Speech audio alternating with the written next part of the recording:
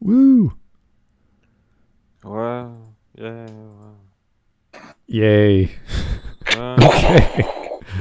No more crazy talk about silly people and writing about It is a silly book. movies. It's a silly book, yes. Let's not stop talking about silly books, Dunn. Hi, I'm Dollface. You may remember me from such Smudcast episodes as Smudcast. I'm trying to remember the fucking numbers. Still I've been on. sponsored by frickin' FROME. Oh my gosh. Yay! Oh, God damn it! By that. Oh, this is the FROME guy. Oh, Yep, this is the FROME the guy. FROME guy. Oh yeah, the last one was masculinity in movies. Oh yeah, that one. Oh, and I forgot about that. Mm-hmm. Anyway, let's get going. Good afternoon, folks. Welcome to Smudcast number 195. We're getting close to the big 200. And this is a video titled, oh boy, it has come to my attention you don't all love Birds of Prey in capitals. And I thought it was a universal opinion that people just didn't watch this movie because they didn't want to. I was a white didn't straight like male. it. I wasn't allowed to watch it. I got told by numerous news articles I shouldn't watch this movie.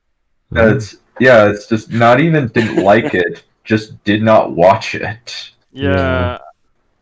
Like, it made no money at the box office. It's kind of like one of the big bombs of this year, aside from maybe Tenet. I actually did watch it. But I refuse.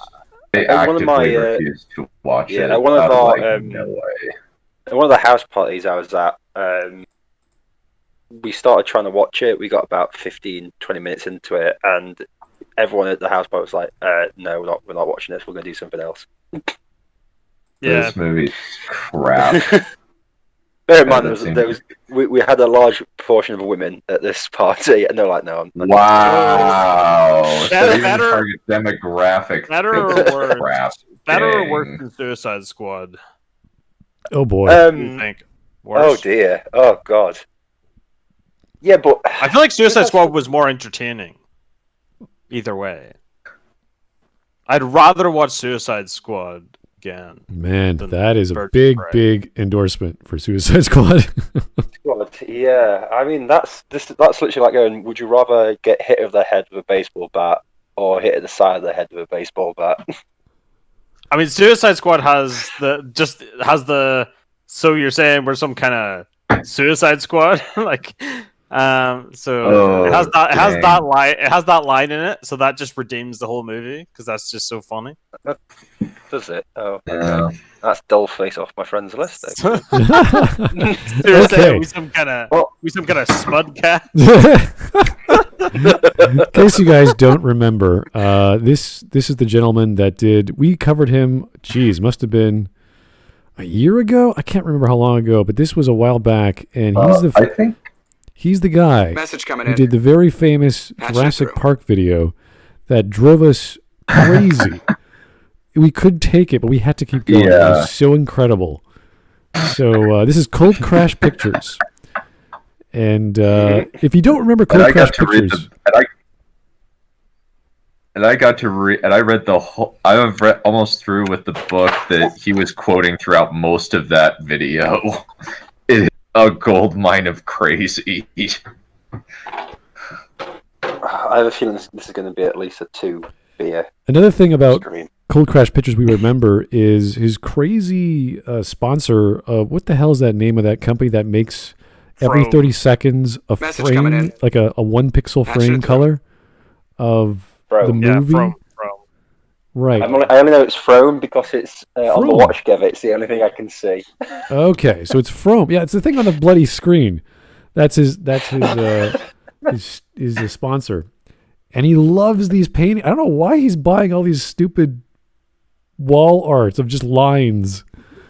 But, you could spend money on anything these days, I guess. You could spend money on actual useful line.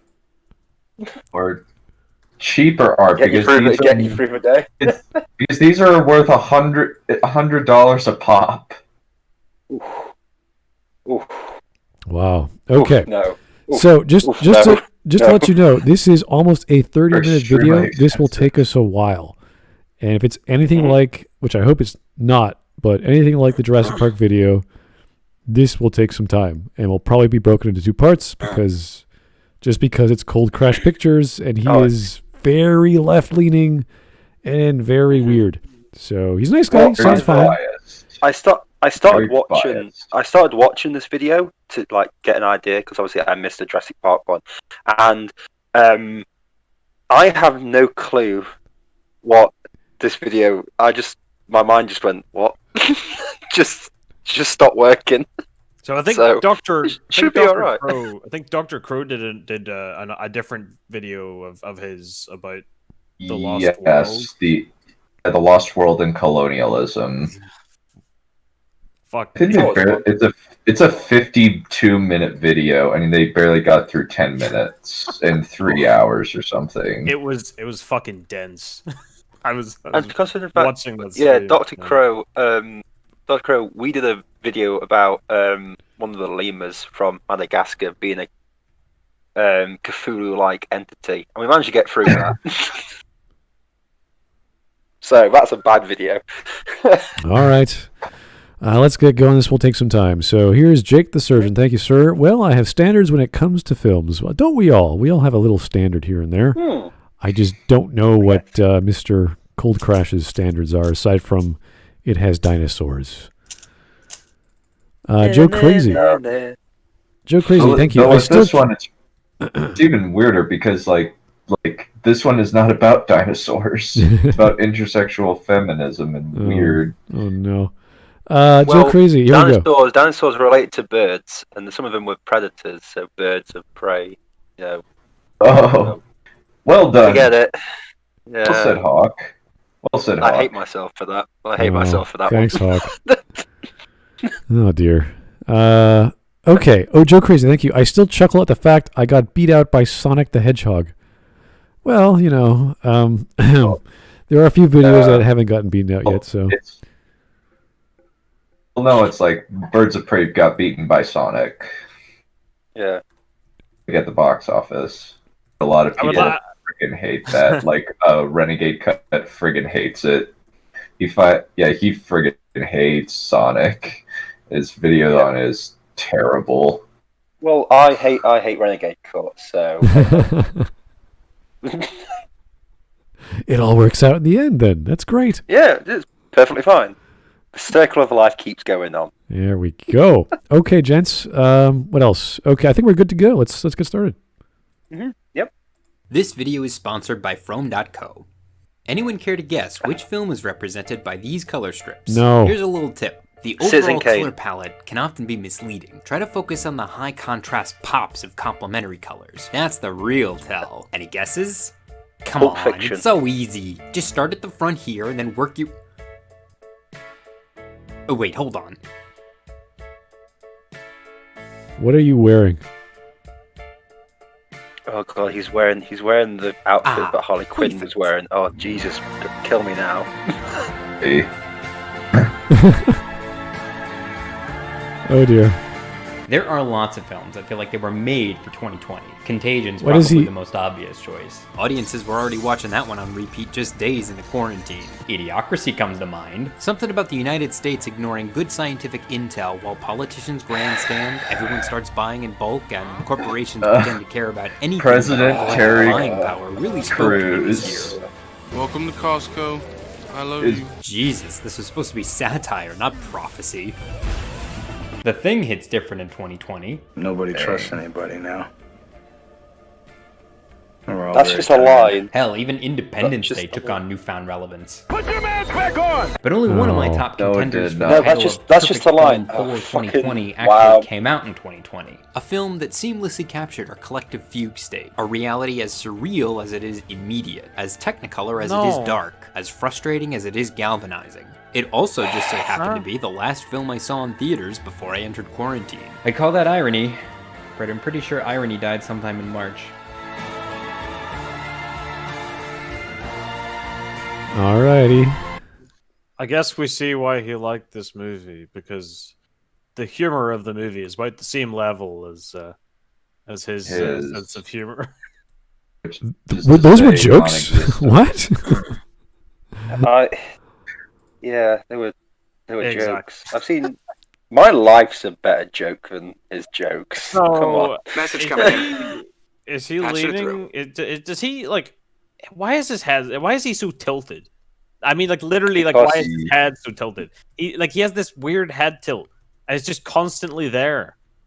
Yeah, like it's just weird. Quirky, like Harley Quinn, and he's dressed up like Harley Quinn. It looks like he's trying to. Looks like he's trying to hold a phone.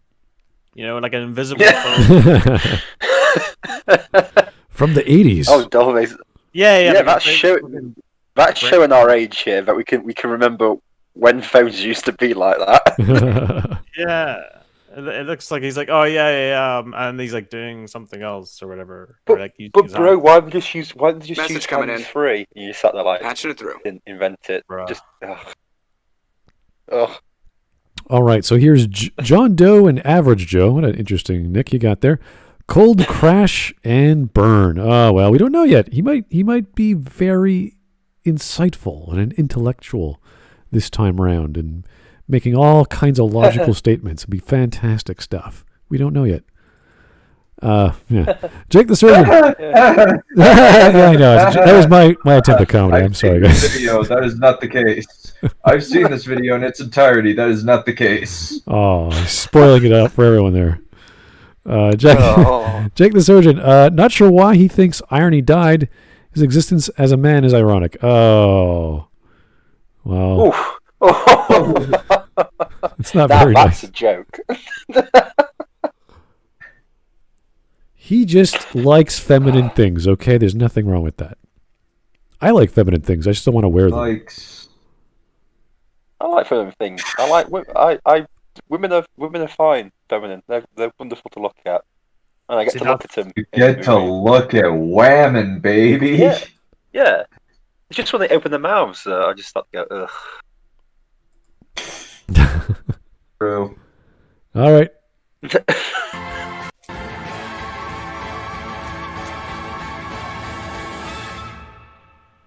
Suicide Squad was a tough act to follow. Not because it was so good, but because it was so, something other than good. Are you the devil? For what it's worth, I didn't exactly hate it, not entirely anyway, but only because it set its sights so low it was almost impossible to miss. A minority. Wait, so what do you mean by sights so low? This thing was hyped like crazy. This had the most amazing trailers I've ever seen.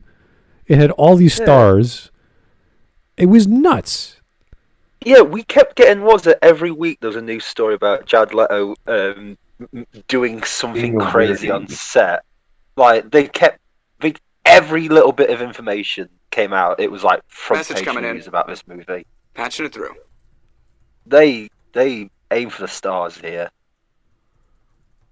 Unfortunately, they landed in a swamp in Florida and got eaten by an alligator. I am so dignified. Here's Jake the Surgeon. His testosterone level has the same value as Venezuelan currency. Oh, wow. That's a interesting analogy. Venezuelan currency. I don't even know the exchange rate on those things, but you can wallpaper your house, but you just can't feed your family. Aww. Message coming in. Here's Ultimate Fatty. Thank you. Remember when they made those phones with a shoulder rest? Yes, I do. That was in offices as well, yeah. Mm-hmm. I feel so old.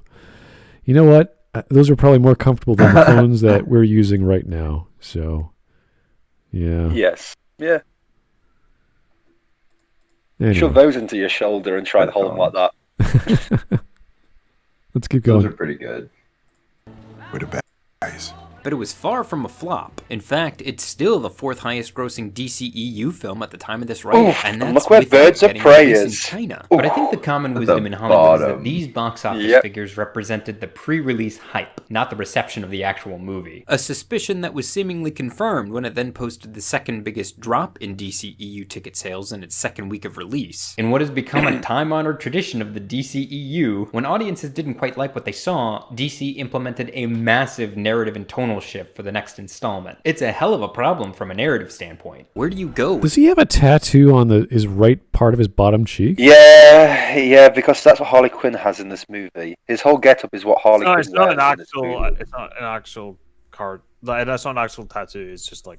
Oh, it's felt tip pen. It's felt tip pen. Yeah, but he's dressed up like Harley Quinn as in the movie. So she's got a tattoo on her Message coming in. jawline Patching it through. and a love heart on her cheek because that's Harley Quinn, isn't it? Quirky.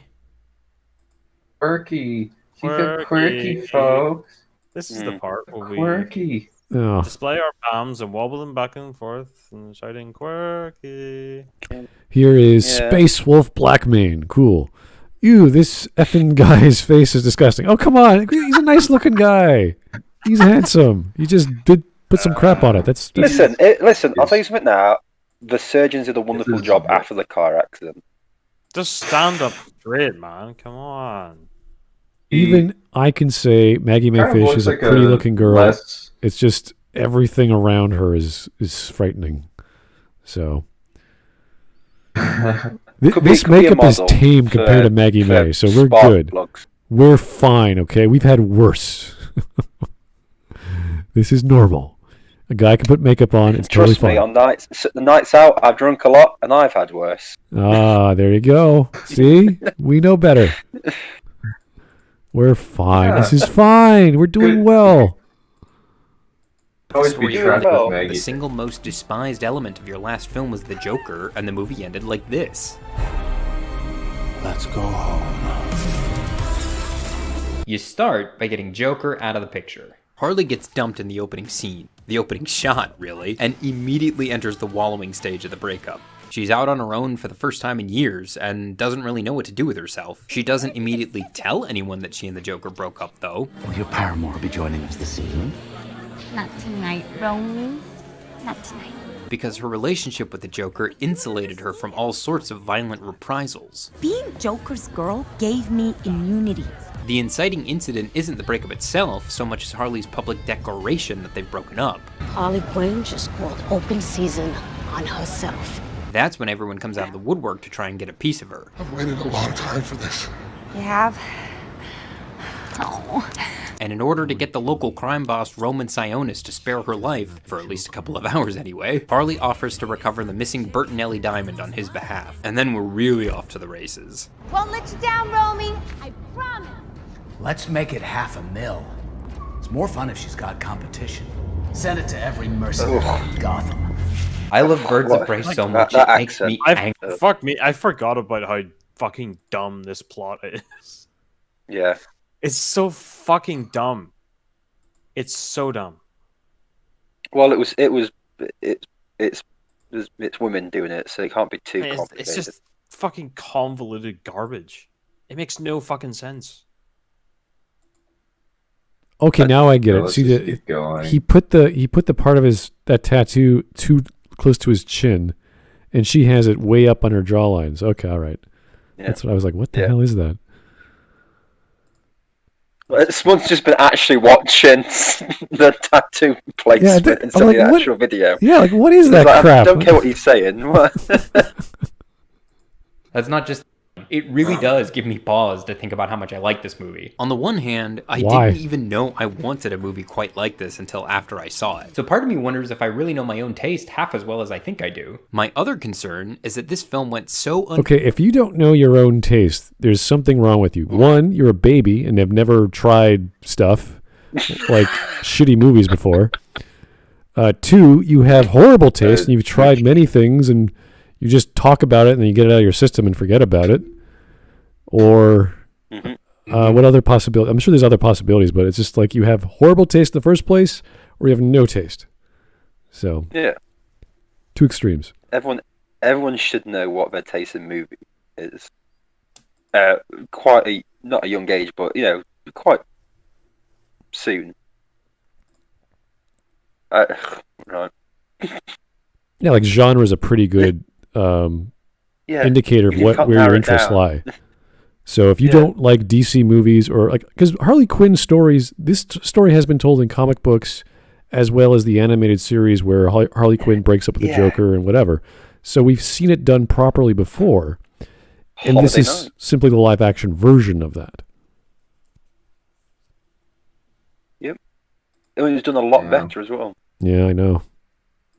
Underappreciate its time, barely breaking $200 million worldwide on an $80 million budget, plus marketing costs, that I fear we'll never get anything quite like it ever again. Misty J once lost a rare God. photograph of a nude Eleanor Roosevelt, and I found it in a bird's nest in Robinson Park.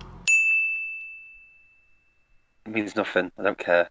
Now, I know I'm usually pretty big on letting people's own tastes guide their viewing habits. Far be it from me to tell you what you should and shouldn't like and all that. But today, that's not good enough. It's not enough for people to simply understand my tastes. As a what does that mean, sir? Like, what? Okay, if I tell you Isaac Asimov is amazing, and I explain to you why, and then I go, you know what? That's not enough.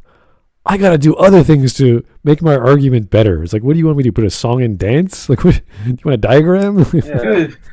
You think that Joshua David Bellin is a legitimate, smart person, even though he demonstrably is a moron?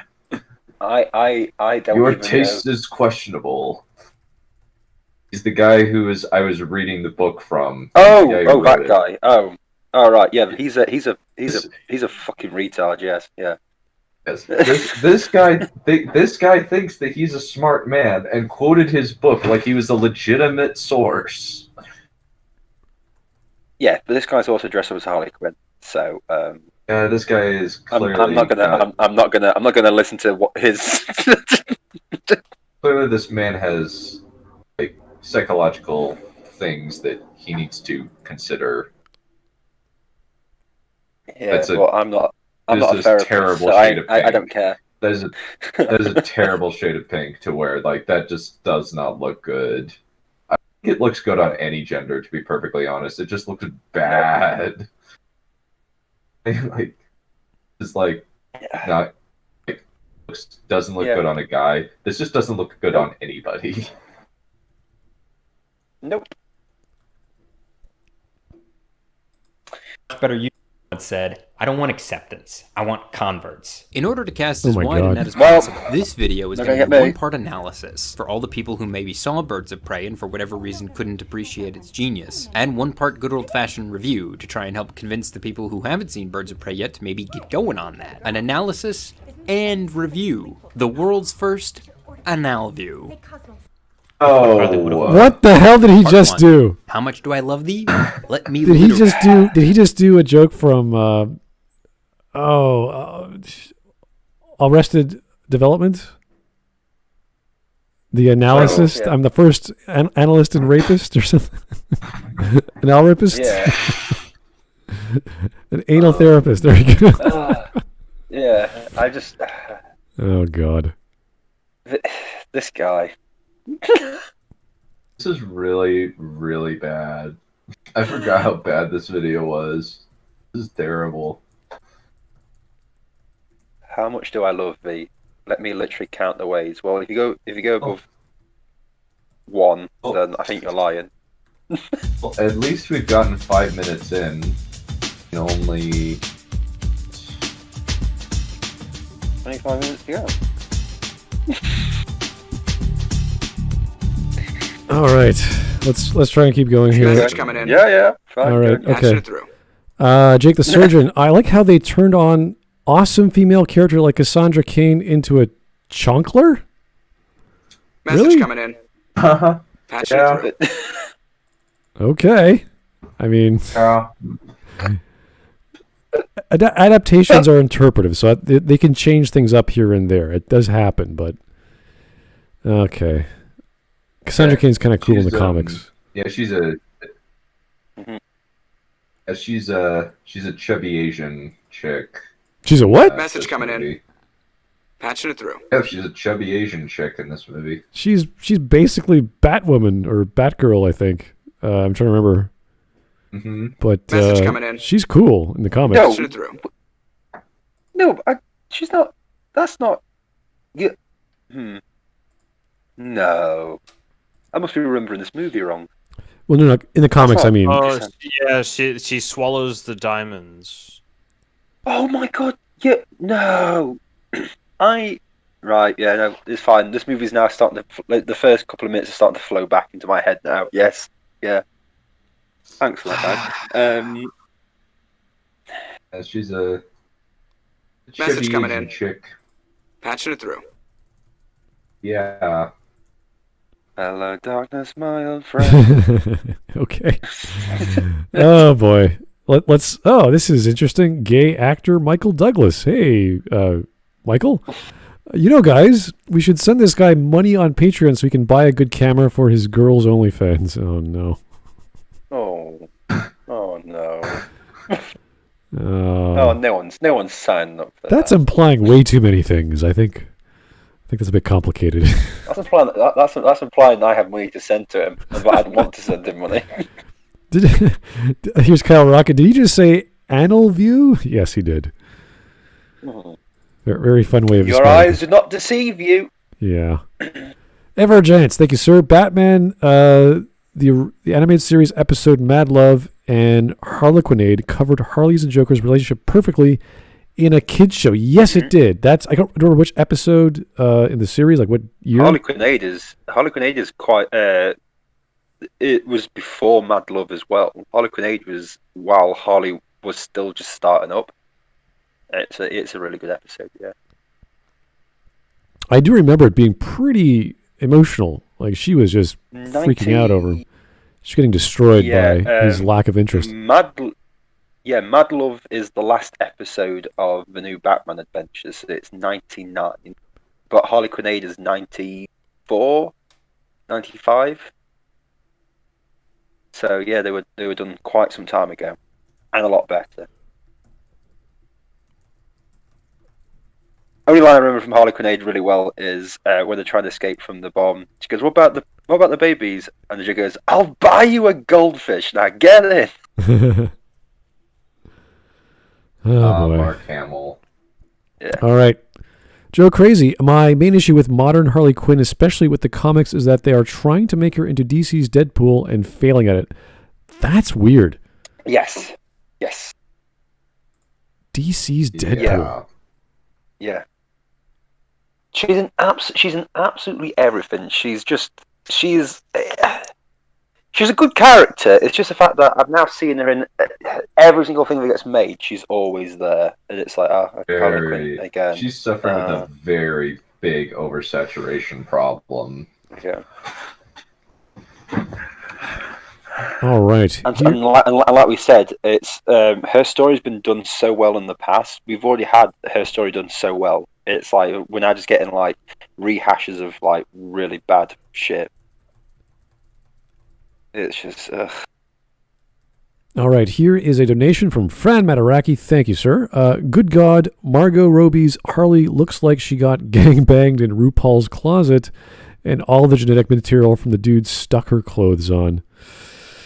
Mm-hmm. Which is really bad because I will say one thing. She does sound like Harley Quinn. And I'm pretty certain if they actually just put her into the normal Harley Quinn get up, it worked really well. But they've made her such a just like I want to stab my eyes out with lemon drenched rusty spoons every time I see her. It's just so obnoxious. It's just really, really insufferable. Yeah. And and the weirdest thing is, like, people like at School of Movies freaking love Birds of Prey, and they like are eventually going to do shows on that movie and are mad that like Terminator Dark Fate it made no money. Well, maybe you should start liking good movies then. If they love TLJ. They enjoy lose money. Yeah, okay. As I said, they should like good movies. They love TLJ, hate Joker. Of course they hate Joker. Of course they fucking hated Joker.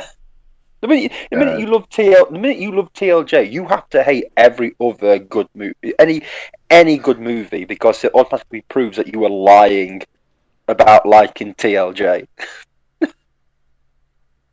It's the basic standards. Like the weird pseudo-intellectual reasons for hating Joker. Yeah. Not even like smart plot-related, well thought out plot reasons. It's just weird. But here's a major question: do they enjoy TLJ or do they enjoy their headcanon version of TLJ? Headcanon version of TLJ. Headcanon, yeah. That's literally all the major argument with a lot of these movies is we get the headcanon shit. Which is why I'm looking forward to Zack Snyder's Justice League, so that all the fucking Snyder fans who had headcanon shit can be proven wrong again, because it's just crap. Oh god, wasn't there a trailer or something released today or yesterday about something? I didn't even check. There is a trailer They've shown, back. But they've shown new images of Jared Leto's Joker as well, haven't they? In different makeup. Oh yeah, that's right. He had the tattoo removed. Yeah. Which has made him look better, but then again, anything looks better. Not much. Yeah. Okay, he's now just below the 2004 The Batman animated Joker list of good-looking Jokers. Well done. That Joker looks terrible. That Joker looks weird. Even though, like, for whatever reason, he's voiced by Michael Richards. Yeah. Doesn't wear shoes and has dreadlocks. I'm like, okay, man. Green dreadlocks. Yeah. Well, at least he's. I actually like the concept for Jared Leto's Joker because he was like a mob boss kind of Joker, which is kind of what the comics are like. But he's so weird. He's so goofy. But the problem is he's not a mob boss though. He's just a fucking hunka. Hunka. Blah blah blah. Oh god, he sounds like fucking Ace Ventura after like too many fucking drinks. Oh no, that's a strange image. But but the major problem is like Jared Leto's Joker looks like a gangbanger. It doesn't look like a mob boss. It just looks like the guy who gets shot early on. He looks like a SoundCloud rapper. Yeah, and he's supposedly gone up against Ben Affleck's Batman, and you're like, what? No, just like not a fucking chance. Like to fucking shill his mixtape about how much Xanax he takes, you know, like. Wasn't he also in a music video? Jared Leto's Joker. He was in a music video. Affleck's. There's no way Jared Leto's Joker is going up against Batfleck. Batfleck is freaking roided up. Yeah. Not even the fact that it's just roided up. It's like, okay, so you can have a weak Joker, but he's got to be intelligent. Jared Leto's Joker isn't intelligent. He's thick as shit. Yeah, pretty much. Really count. You know when I knew we were off to a good start? Right here, during the studio logos. Note the choice of music. Jesus fucking wept. Okay, that was a song. Really the marketing campaign for Suicide Squad prominently featured a rather somber cover of I Started a Joke by Confidential MX and Becky Hansen. Don't know. This is not the trailer I remember for Suicide Squad. Well, there were so many. I mean, this was one of like 7 or 8. Because they had trailers. This song is literally ear raping me right now. I don't like it. I remember like a way more hype. Bohemian Rhapsody was one of the songs used in one of the trailers. That was amazing. That trailer was amazingly timed with the beats of the song. Mm-hmm. And the fucking Bohemian Rhapsody one. Yeah. I think Suicide Squad was kind of trying to be like a slightly edgier version, like a slightly edgier Guardians of the Galaxy. Exactly. Yeah, exactly. Basically, Guardians of the Galaxy type feel in terms of the tone that it was going for, but with villains, but with more villainous characters, sort of. That's what it felt like it was going for. Also, can I just say something? If you're gonna call it a film amazing just by the choice of music in the opening credits, it's like they've got music. Okay. It's like the most basic shit ever. It's like, yeah. I like this song. Well, I don't. Yeah, but I like it. Yeah, well, I don't. Okay, we're at an impasse here. I like it. Oh dear. Well, yeah, really. It's like, yeah. Yeah, there were, as I said, there were so many trailers. They had trailers per character. Like, it was nuts. They had all kinds of marketing. I think it was almost like 15 to 20 different trailers. Yeah, it was pretty big, so... Well, I thought the whole movie kind of felt like a trailer. Interestingly enough... edited by a trailer studio. Yeah, they edited it. They took it and edited it. I don't know why they did that, but they asked the trailer studio to do that for them, so... It's great. I will say one thing. When I went to watch Suicide Squad with my friend, we came out and went, yeah, that wasn't too bad. Anyway, we decided to walk into our hometown because it's only like a 10-15 minute walk. And as we were walking, we were talking about the movie and slowly it got worse and worse. And by the time we actually got into our town, we went, God, I fucking hated that movie. God, it was terrible. Yeah, we wasted a lot of money. The guy who only exists to say, well, like I can climb good. And then he dies. Whiplash. Whiplash. Yeah. I can climb good. I'm good at climbing. And I'm dead. I climb good. He climbed so well, he got his head blown off. Like, it's... Just watch the animated version of Suicide Squad. It's much better. Yeah, you might as well just call that character Dead Meat. The one thing that annoyed... I say the one thing, but one of the things that annoyed me the most about Suicide Squad is that the fact that the threat that they were against was some big fucking skybeam, like, supernatural bullshit. Yeah. Like, it should have been... Enchantress. Yeah, waving her midriff at you viciously. If you're gonna have this story, like, for these characters, I don't know how they do it in the comics, but... It seems to me, if you're going to have these characters of criminals, that the whole point is to have people that can do things for the government that the government doesn't want traced back to them. You know, so you want them to be basically committing war crimes in somewhere. Which one is it? It was the one good Suicide Squad thing that I watched was the Assault on Arkham. Which is it's actually quite good. But it's they get the Suicide Squad just to get the Riddler out of Arkham because he's got some information, and the Joker gets involved and screws it all up. But it's quite the idea it's quite good of a plot for Suicide Squad. It should be like small. It's got to be small and contained. Using them for something that the government doesn't want traced back to them. They want plausible deniability. So and there's none of that. Not a blue sky beam. Fucking sense. And why the fuck is Harley even useful? Why do they even for this particular threat? Like he's just a fucking crazy bitch. How is Deadshot useful in this situation? Yeah, like her, like pretty much Diablo's like Captain Boomerang. I feel like we're forgetting Captain Boomerang here. I completely. I can. So what do we have? What was Major Didgeridoo not available? To go. So it's like it's just bizarre, and it just this is not what you want to use these characters for. It makes no sense, and it's just bad. I've never seen it. I've actively refused to see anything with Harley Quinn in it, mostly because I have heard nothing but bad things about all of these movies.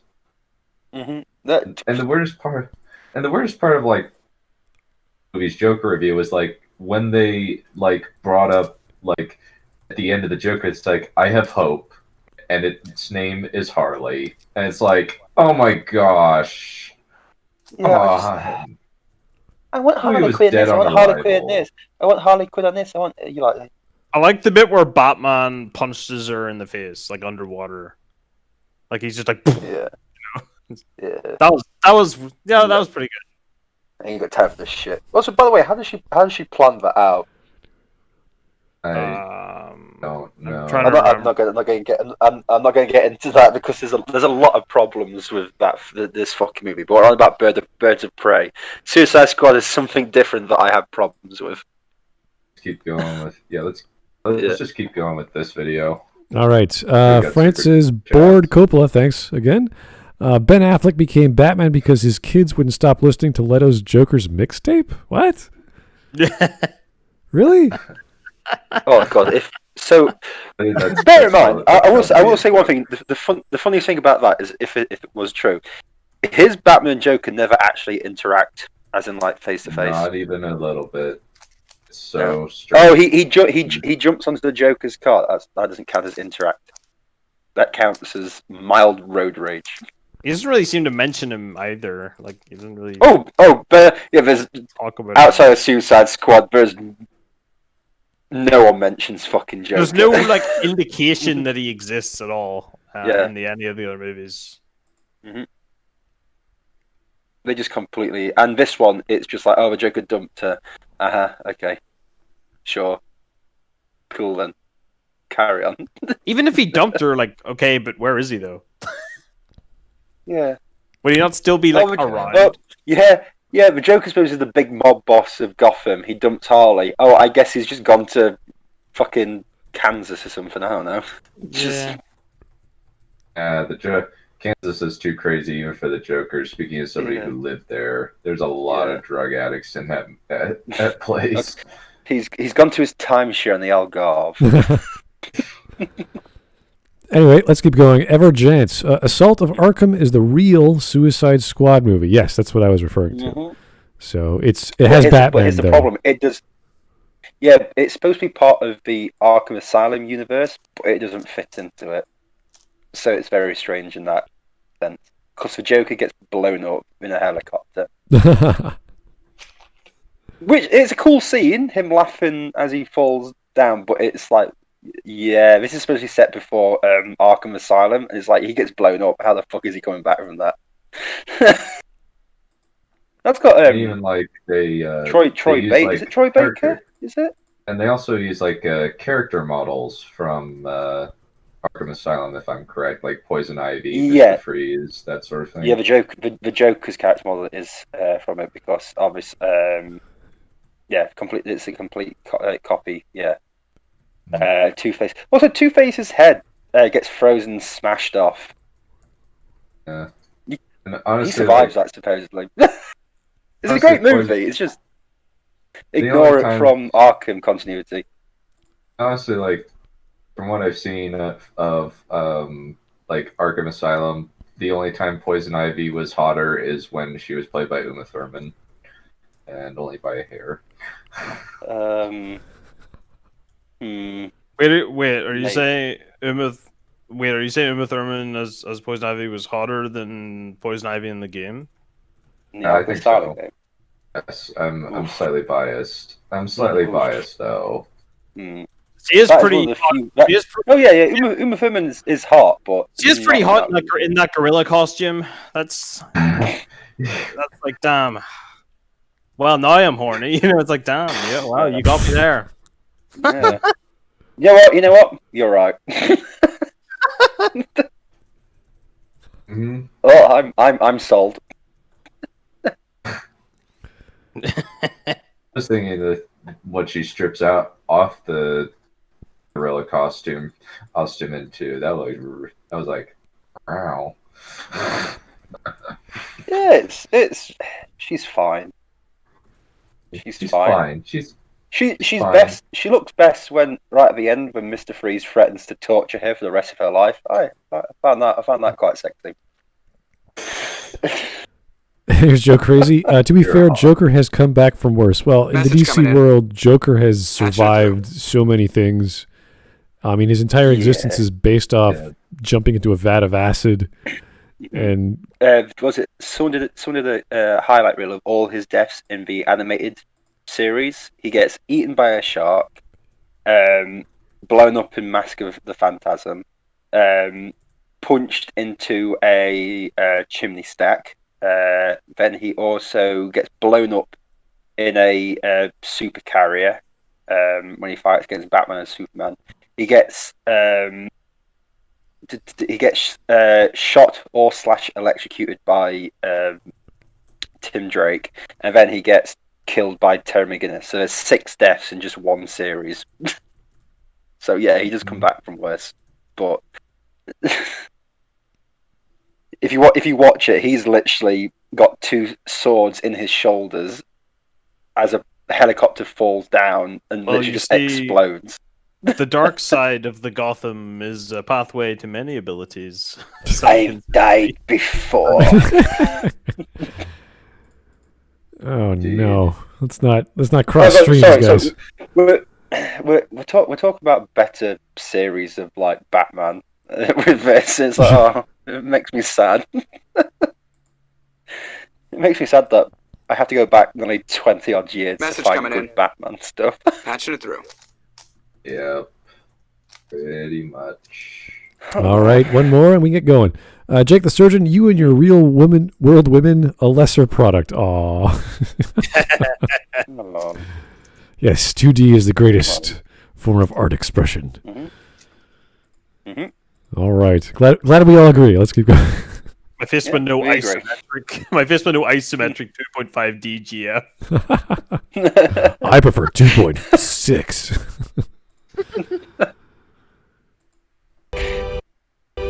And it's not like that was a bad choice, even though somber covers in DC trailers are kind of a meme. Birds of Prey starts with a much more whimsical instrumental version of The Joke's on You by Charlotte Lawrence.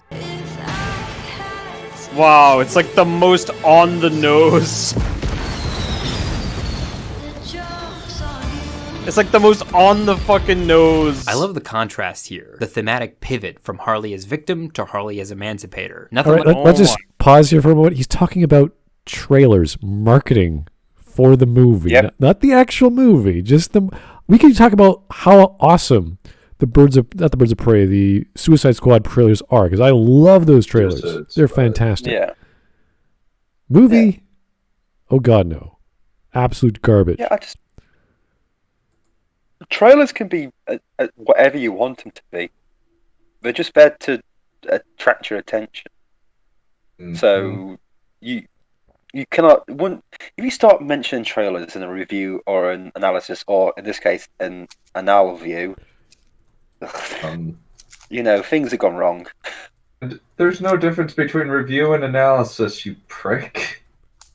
Remember the Last of Us 2 trailers that showed Joel coming along for the adventure? It turned out to be a complete lie. Let's not bring trailers into this shit. Okay, here's Jake the Surgeon. Joke's on you, film. I didn't pay to watch this abomination. Oh, Jake, you're showing off. Where'd you get that access to all this media we don't know? You just don't love Birds of Prey. You sexist bigot. You ultimate bigot. You apex bigot. You're in the same you're in the same apex league as Tywin Lannister, apex homosexual. Oh, though, what I did find funny, did anyone see those those two articles about Birds of Prey? When it went Birds of Prey, white straight men shouldn't this is a movie that's not for white straight men and they shouldn't watch it. And then afterwards, it's like, why did white straight men not watch this movie? I thought, very good reason. Perfect. Perfect. Very, very good reasons, because they felt like this was insulting to their intelligence and most of the intelligence of people watching it. Yeah. Don't blame us white straight men for being smart enough not to spend our money. Let's keep going. Like a protagonist with a little agency to get you invested in her story. Harley narrates Birds of Prey, and as such, the first half is told all out of order. Hold up. I'm telling this all wrong. I like this from the jump, because there's both a narrative and thematic reason for doing it. From a narrative standpoint, it makes sense that a character as traumatized and neurodivergent as Harley would backtrack, lose her train of thought, and revise her own narrative. Neurodivergent? I'm sorry, what does that mean? I gotta search that right now. Neurodivergent. Yeah. Neuro is in neuroscience. Neurodiversity. Okay. And it means variation in the human brain regarding sociability, learning, attention, mood, and mental functions. Yes, he's mentally ill. Oh, guess what? It was coined in 1998 by a sociologist. Of course it was. Thank you. No, shit, what? Message coming in. Fucking, you can put that on a bingo card. Something coined by a sociologist. Just general fucking academic jargon. Message coming in. Patching it through. I suppose it doesn't quite fall under feminist drivel, but it's close. Okay, sociology, there is connections to psychology, but to do these sorts of terms, you have to connect it back to a mental condition or some neurological thing, and that's the rationalization of what's happening to someone like with autism or something. So that would make some sense. But for some casual observer or person who's studying this, to just use it in a sentence is like, what the? This comes out of almost nowhere. Yeah, see, the thing is, like, when it's about Harley Quinn narrating, it comes back to the trying to turn Harley Quinn into Deadpool. That's the reason why they did it. He's reading way too much into it. It's literally just Deadpool. We're talking about psychopaths here, remember? So these are all crazy people that kill other people, right? So...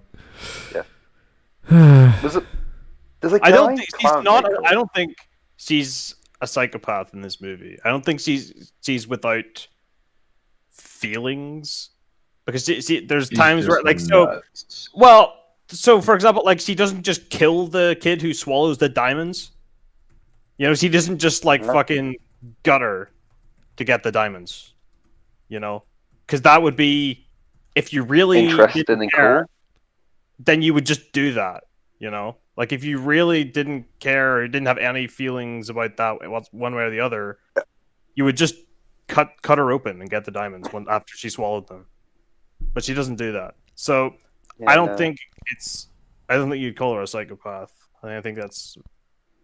But then again, it wouldn't be the worst thing that Harley's ever done, especially not supposedly in this universe as well. Because supposedly in this universe, supposedly, Harley Quinn killed Robin.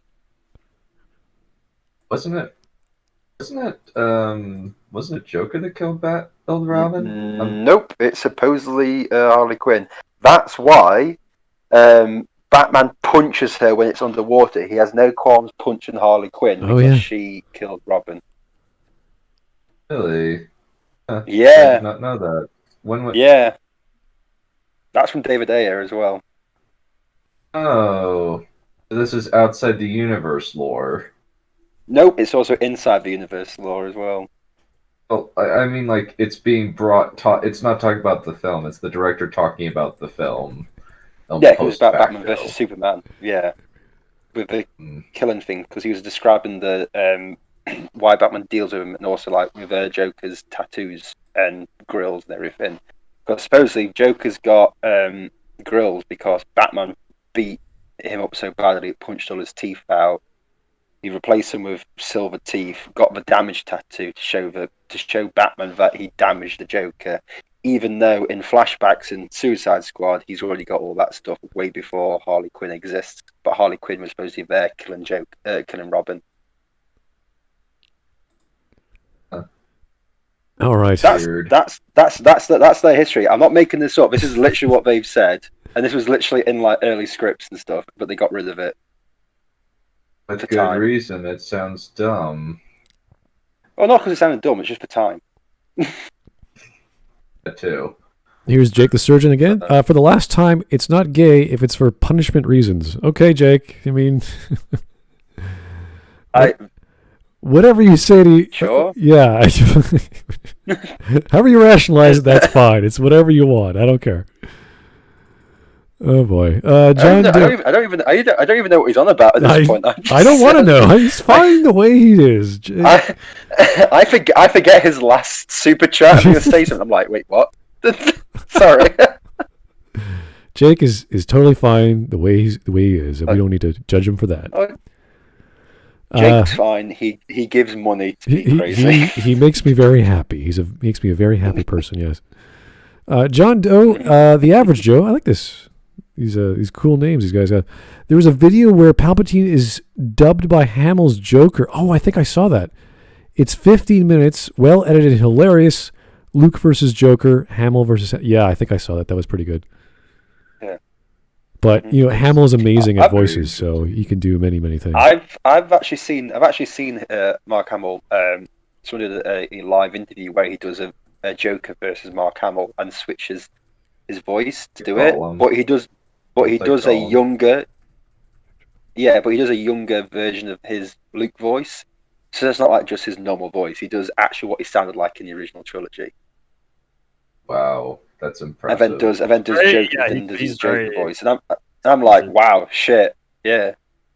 They're exceptionally talented. Yeah, people also forget it's that so Mark interesting Hamill also voiced Wolverine for a couple of years. Yeah, as well. it's so interesting how that was his career path, was Star Wars and then just voice acting and just doing like really good voice acting, you know. Mainly, it's just like villains, like especially like, he's mainly famous for his Joker voice. Like that's the one that like he's primarily known for. He does Joker. He was the Hobgoblin in the Spider-Man animated series.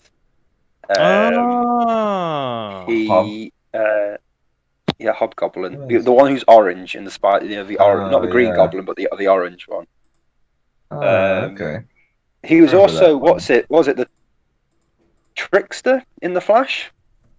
Yeah, live action and voice. Yeah, but live action back in the early 90s, which actually helped him get the Joker role. And also he came back in the CW Flash. CW, yeah. Yep. Yeah. What else does he do? Like, he does worse. You know, I've been waiting to see him in Star Citizen just because of that crazy voice acting bit. Why couldn't we have had Mark Hamill as a live action Joker? Ooh. Fuck me, man. The closest he's ever come to is in a Flash episode. He's like an alternate version of the Trickster, but in a purple suit with makeup. Man. But CW is not allowed to use the Joker, so that's the closest he's come looking like one. But so depressing. No. So depressing. But then again, we got Kevin Conroy as a live version of Bruce Wayne. Look how that turned out. Let's not go there. That was. Why'd I have to say that? That was because just. I enjoy your pain. That was just. I mean, I only saw the clip, but that was enough. I was like, oh my god, why did they drag him out? Bro, I'll tell you something. He does pull off that evil Bruce. I will give Kevin Conroy credit. He does pull off a jaded Bruce Wayne very well. Just shit that it was in that fucking series. It seems as though like that particular episode sucked venereal disease donkey wiener. Yes, I remember watching it, and I just went, "Yep, no, I'm done. I was done anyway, but I was like, I'll give it a shot because I wanted to see Kevin Conroy. I was like, no, or something. Not for me.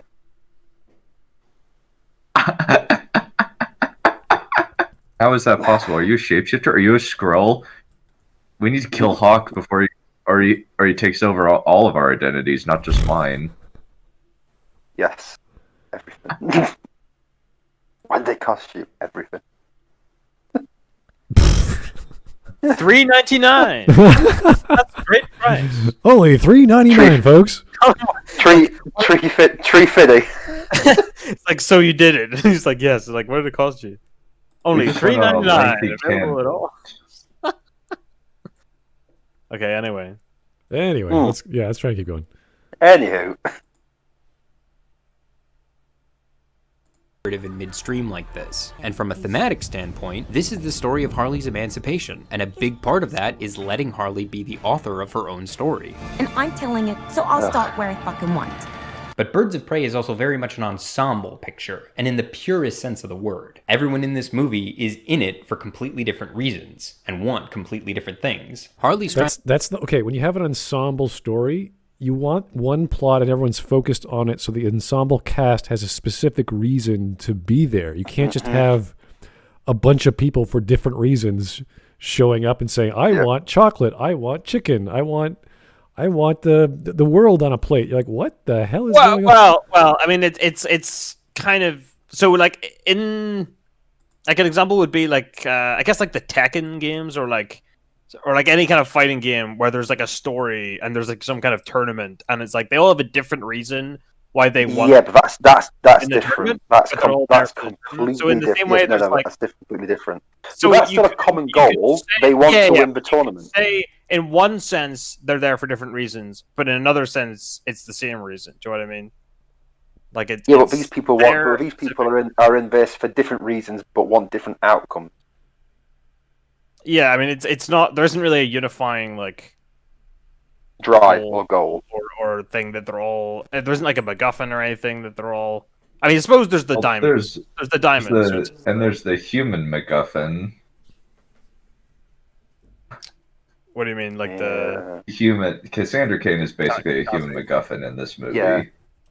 I mean, only because of the diamonds, really, though. Yeah. Exactly. Right. But she becomes a human MacGuffin by virtue of the fact that she has swallowed all of the diamond.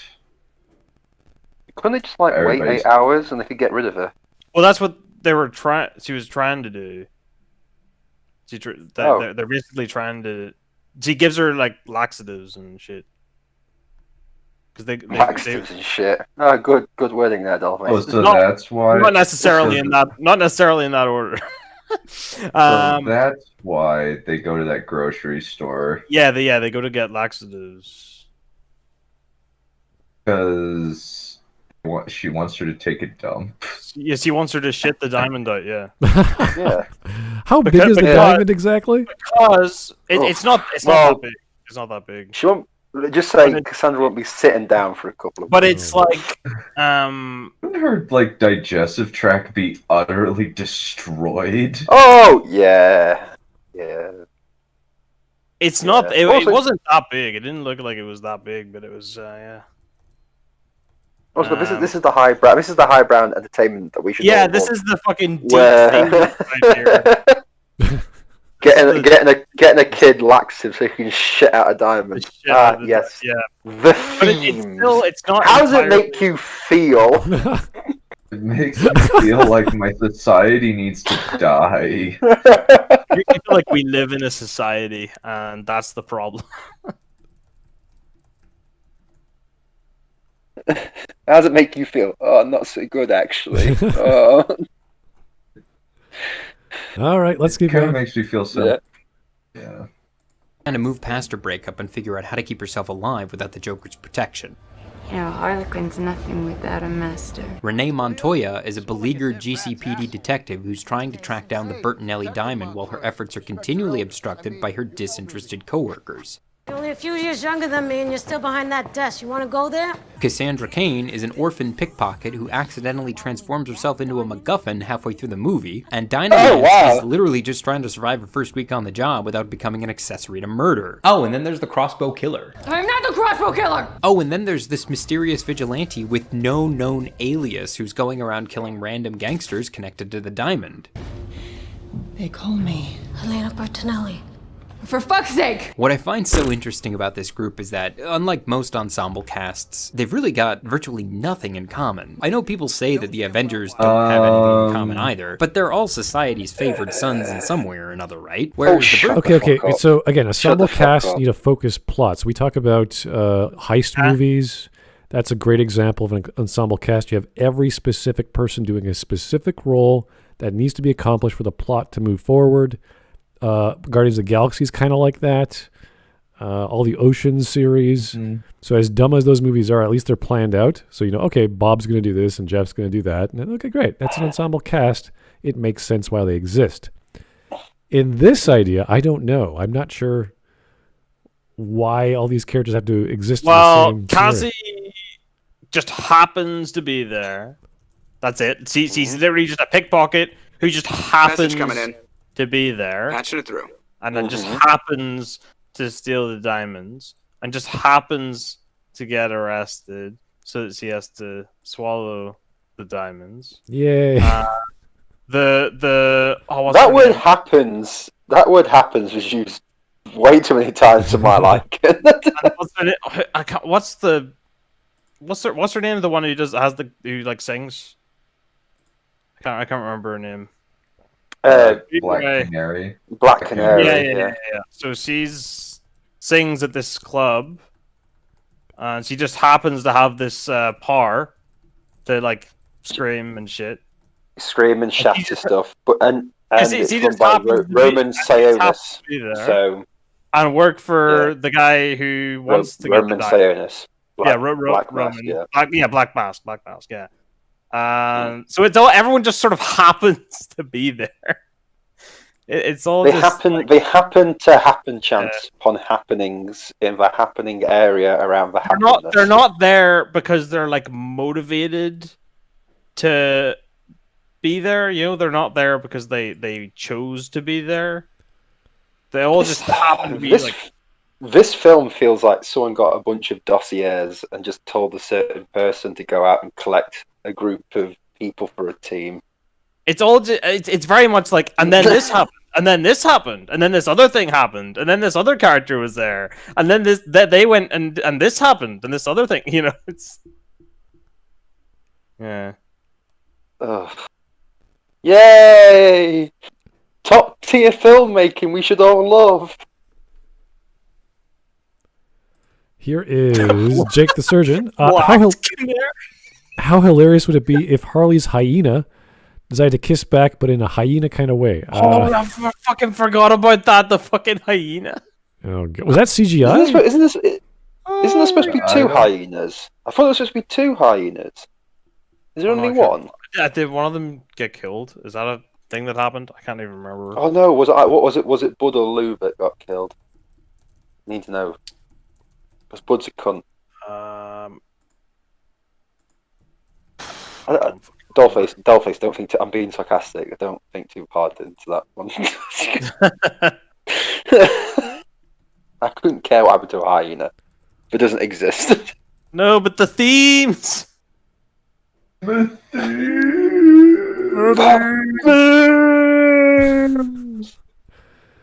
themes, Gromit. What do the themes mean? All right, let's go. Birds of Prey really aren't anything Wednesday alike, save for the fact that Gotham's patriarchal power structures have deemed them all. There we go. Patriarchal power structures. Shut the fuck up. Harley Quinn's a fucking psychopathic fucking criminal. No. She deserves to be locked up. She deserves to be locked up for the rest of her life. The villain so comically like evil, just so that you could have and comically ineffectual. I've heard that he's just a loser. Yeah, but Black Mask is was one of those villains that goes up and down in ability, and it's just But he's just so absurdly like sadistic and evil. But just so that you can. I know Black Mask is supposed to be really sadistic, but it becomes a bit where you're like, wow, okay, yeah, this is going overboard for what he actually is. It's like, he's all about money. He's an old-fashioned mob boss who just uses the gimmick of a black mask because the old mob bosses were taken out, and he's realised that Gotham's been filled with the freaks, as he calls them. So he tries to fit in to, get off.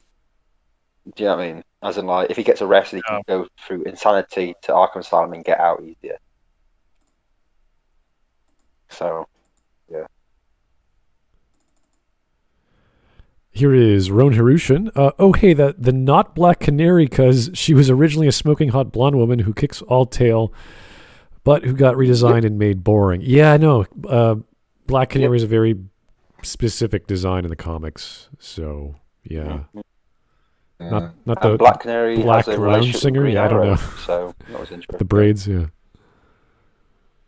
Or was she Mexican? But it has her background. It has the word black in it, so she must be a black actress to use it, because anyone called black has to be black, because we're not racist, we're progressives.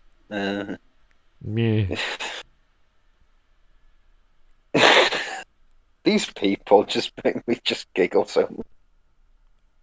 Message coming in. Patching it through. All right, let's get going. But patriarchy in this expendable. Do as you're told.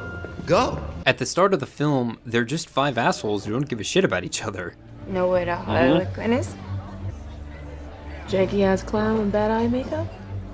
Oof. Ouch. Who just so happen to keep crossing paths. But by the time their cross purposes finally bring them all into the same room together, they realize they've got a common enemy, and that's how you kick off a third act, baby. We're gonna have to work together.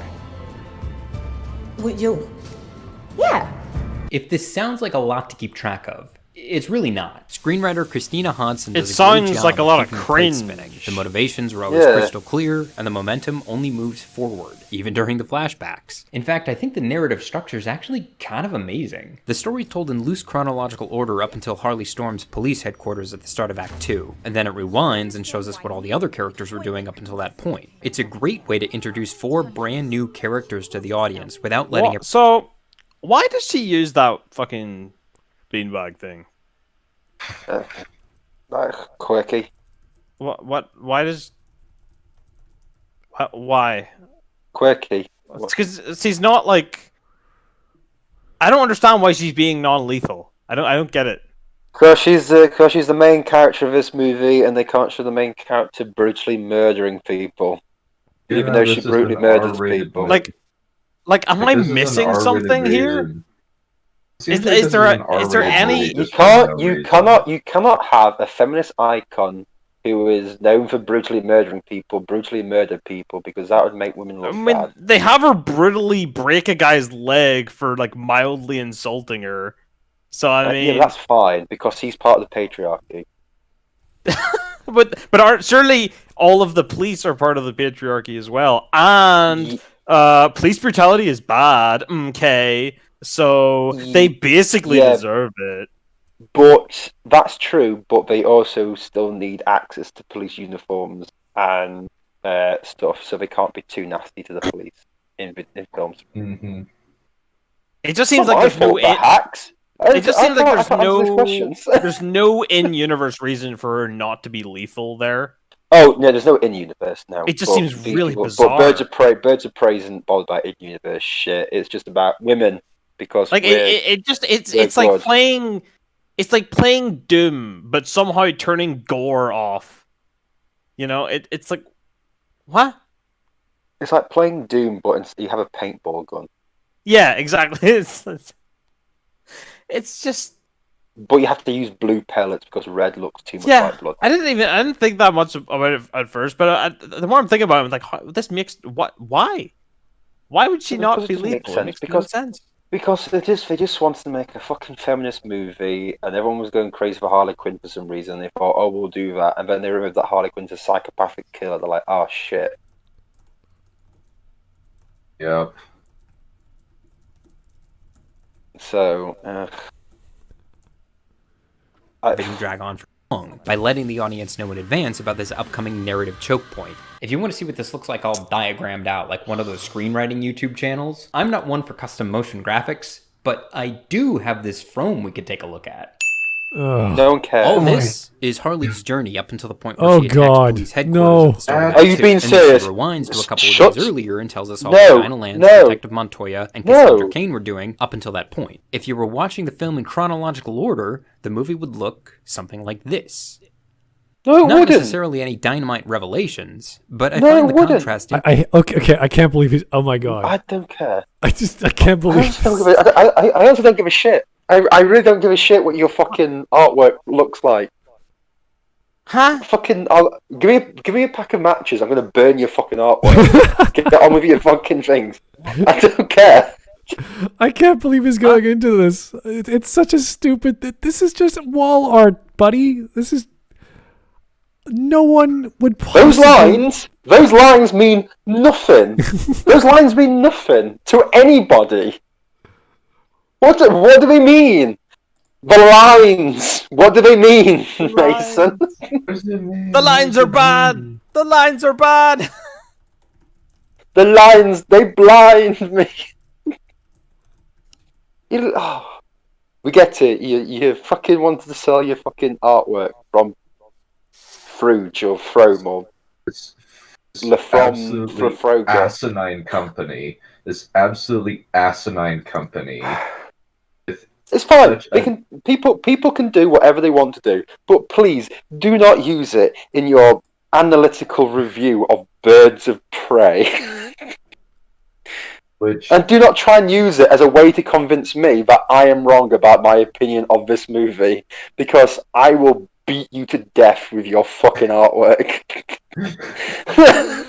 No, just piss and crap on it until while he watches. I will take it from your wall. I will take it from your wall, and I will repeatedly use it like a baseball bat on your kneecaps. Make sense, goddamn you!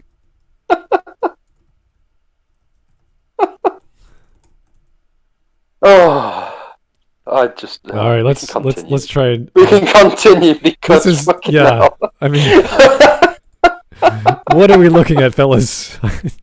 Okay. You know what this means, don't you? Imagine if you showed someone this like out of context, and they're like, "Right, you understand this, right?" Like, if I showed this out of context, what would happen is I'd see a straitjacket go around me, and I'd be put in the back of a fucking van. Probably. Yeah. All right. Here's this is what the movie means with these lines. Oh. Hello, 911. I can't pronounce this person's name or nickname rather, but thank you, sir. Mr. Nope. Art background. How could this be? Yeah, I don't know. No one knows. This is his sponsor, so he's got to push it. But oh my god, this is dumb. Road Harushin. This is why I love listening to Hawk. Yeah, I know. Hawk has his moments. Yeah. I have few and far between, but I do have them. Are they one time of the month? Yeah, it's once a month. Anyway, let's keep going. Let's keep going. Interesting. Anyway, I'm convinced if somebody like Chris Nolan did it, there'd already be like a million YouTube videos about it. The humor in this film is exactly my tastes, and much smarter than I think most critics give it credit for. Call me dumb. I have a PhD, motherfucker. There was one reviewer from Blu-ray.com who didn't much care for Montoya's t-shirt gag. Montoya wearing a lewd t-shirt after being blasted by hot garbage is the level of funny business in this picture, leaving Birds of Prey pretty dry when it comes to laughs. Your mom's pretty dry when it comes to laughs. Oh. But see, look, the joke isn't that Montoya's wearing an I shaved my balls for this t-shirt. I mean, I laughed. But that's not the actual punchline. That's only the setup. The punchline comes at the end of the scene, after you've already forgotten all about Montoya's shirt, when the police chief looks at her and says, "And Miss Montoya, we do have a dress code." They do it again later in the film. The punchline isn't when Harley insults Doc's cooking. You always want extra chili with number 32, so you don't have to taste his cooking. The punchline comes 2 scenes later, when Huntress walks in and says, "Give me number 32. Mild." That's planting and payoff. Other movies No, try it's to do not. this too, but it often... No, it's not. Those are 2 different characters. What's the joke? What is the actual fucking joke? They just say the same words. You got the whole Discord server laughing, bro. You got the whole server's laughing, bro. Bro, get me my fucking corset, because my sides are splitting. There was not one joke there. There wasn't one single joke. That is a joke. I get it. It is not funny. If you have a separate element in a story, let's say like a gun on the wall, that is Chekhov's gun. That's the thing that's supposed to do something later on. You could argue it's a Chekhov's gun moment where, okay, there's a menu item that does this, but if it's a menu item and we're like, oh, okay, we know this thing is not going to taste good, that's all we know. It's not like, oh, it's going to taste really bad. She's going to have cramps. She's going to get sick. It's like, no, it's just food. There's nothing exciting about that. There's nothing. It's like she's going to eat and go, this is crap, or this is not very good, or she's going to like it. That's it. That's the payoff. She eats food. The payoff is someone ordered the same thing that she ordered. I don't. Oh, Montoya wears a T-shirt saying "I shaved my balls for this." Okay, that's there's a little bit of a laugh because it's a woman wearing a T-shirt like that. You know, ironic. But then he goes, "There's a dress code." That's ha ha ha. No, that's just there is a dress code. No, that's planting a payoff. No, it's just kind of dumb. Message coming in. Yeah, I think was it like Patching it through. two blokes walk into a bar. They both have a great time because they didn't invite any women. See, you know, there's loads of different shit jokes you can do. So the reason why payoff has to mean something is it has to be something relevant to some part of someone's plot. You can't just say Chekhov's gun and then you fire a gun into the air. Oh, wow, they fired the gun. That's nothing. It does nothing to anyone. It makes a loud noise. Yeah. You need a body. You need someone to die. You need something big. You need something like, oh, this has value to the story. Now, if this was a cooking show or if this was someone's opening a restaurant, then great. That would have some relevance. But it's just random person talks about menu item. Other random person orders said menu item. Yeah, had there been like a queue of people just ordering the number 32, then that would be a good joke because it's the only thing that's edible on his list. That could have been the joke. No, if it's a number, you have to get the number 32 because it's the only thing edible. And he like shouts, "No, it's not." But then like later on in the movie, you see everyone ordering a number 32 because it's true. That could have been a bit of a joke. But just for Huntress walking and saying number 32, it's not a joke. Two women in a city eat the same thing. I know that's crazy, but.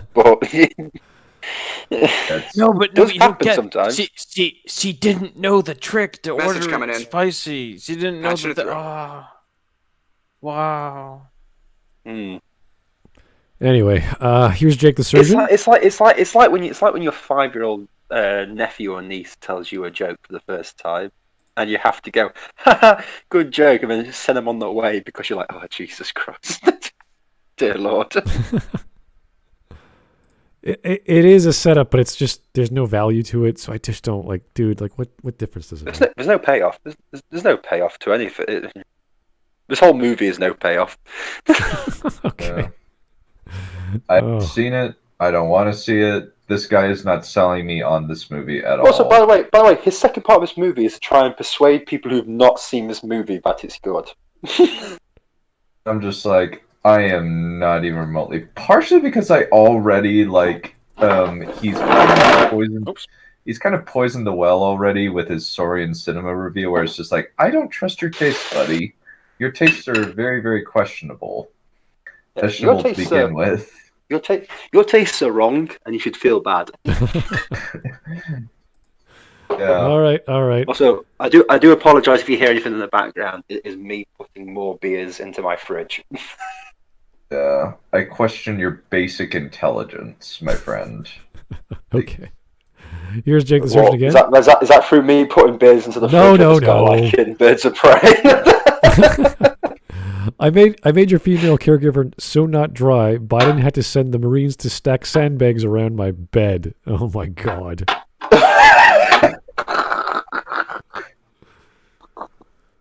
I'm not familiar with why that's funny. Please enlighten me. We're going to be hearing Biden jokes for the entire 4 years. It's just going to get, oh God. Yeah, but it's just the gift that keeps on giving, really. Yeah, like the kids like his hairy thighs or something. His hairy legs, yes. He used to rub his hairy legs when he was at the swimming pool. Okay, cool story, bro. You voted for this president. I know. Patching it through. I did not. I voted libertarian. I voted libertarian because I don't like. Wow. I did not vote for him. It's not true. I did not. I did not. I voted libertarian, baby. I don't like either side, so I just voted for neither. So you vote for anyway. You pretty much vote for the Democrats then. Well, thing is, Utah basically like 57% voted for Trump. So you're fine. You're fine then. I like your state. Yeah. Oh no! Let's not talk about it. You may survive the coming British purge. How comforting. Mm-hmm. All right. Francis Board Coppola, thank you. Seagal hosting SNL was funnier than this crap. Oh, my God. Oh, Jesus. Oh, God. Did you guys ever see that? That was... I don't know. I'm not. No. Was it bad? That was a while ago, though. That was like really long time ago. One of the main things I'll say is over in the UK we don't get a lot of SNL content, so I don't get to see it unless I look it up on YouTube. Is it like funny bad or just like bad? I think it used to be good, apparently. Oh no! I know SNL's crap. I mean, but Seagal hosting SNL, is it bad or is it funny bad? I don't know. Well, I'm asking Smud here since he's seen it. Oh, geez, this is a. Let's just say it was so bad he was banned from it. Okay. So wow. Oh, I'm gonna have to watch this now. That is impressive. He was banned. This is way back in the '90s, guys. I can't remember what the hell it was about because I only watched it during the '80s and I was a kid then, and that was like when I was somewhat entertained. Even then, it was kind of bad. But ever since the '90s, it just sucked. Patching it through. So, but no, he was really, really bad. His skits were bad. His after stage behavior was bad. Like he's just a horrible person. So, yeah. Oh yeah, he's a horrible person. He's a garbage. Yeah, he's a garbage. No one has anything nice to say about him. About who? What? I fucking wasn't. Seagal. Oh, okay. Steven Seagal. Yeah, Steven Seagal. Is that the guy who is that the kind of like doofy How I Met Your Mother guy? No, he's what? like what? Steven Seagal? No. Isn't he like an action guy? Yeah, Steven Seagal. He's in loads of what is it? Well, Trouble. What's the one with Dennis Rodman? I can't remember. Just look Steven Seagal up. He's in loads of movies. He's in that one. I know these movies. I've seen them. I just can't remember the names of them. I've seen all these movies. I just haven't got a clue. What's it? It's got Tommy Lee Jones in it as well. I can't remember. It's not Claire in Present Danger. It's The Patriot. That's fuck it! I can't. I'm not in the mood. Oh, is it the one Claire in Present Danger? The one where he dies? Yep. Fucking. Oh yeah, because he dies. Yeah, he dies really early on. Yeah, and everyone thought he was going to survive. I like John Tron's video about Steven Seagal. It was pretty funny. Mm-hmm. He does a lot of B movies now, where his name is. It always goes Steven Seagal is, and then the name of the movie. Oh, okay. So it's I don't think I've seen fucking any of these. I don't think I've seen any Steven Seagal. Doesn't he? Steven Seagal fights Michael Caine in the movie about environmental stuff in like Alaska. I'm pretty sure he does, and then he ends the movie on a 20-minute speech about environmentalism. It seems like it's a whole. You were right. He is in the movie The Patriot in 1998. Oh. Yes. It looks like it's a bunch of just generic action movies. They're all the same. He never gets hit in one of them, and he annihilates everyone with like the second punch. It's hilarious stuff. Mm-hmm. Even though he's incredibly fat and overweight. In these movies, it's like he's not moving faster than like an 8-year-old in a mobility scooter in half of these movies. Oh, it's embarrassing. All right, let's keep going. Like Criminal Imagination. He would love Arthur Fleck and Joker. He too doesn't understand what normal people find funny. Oh, I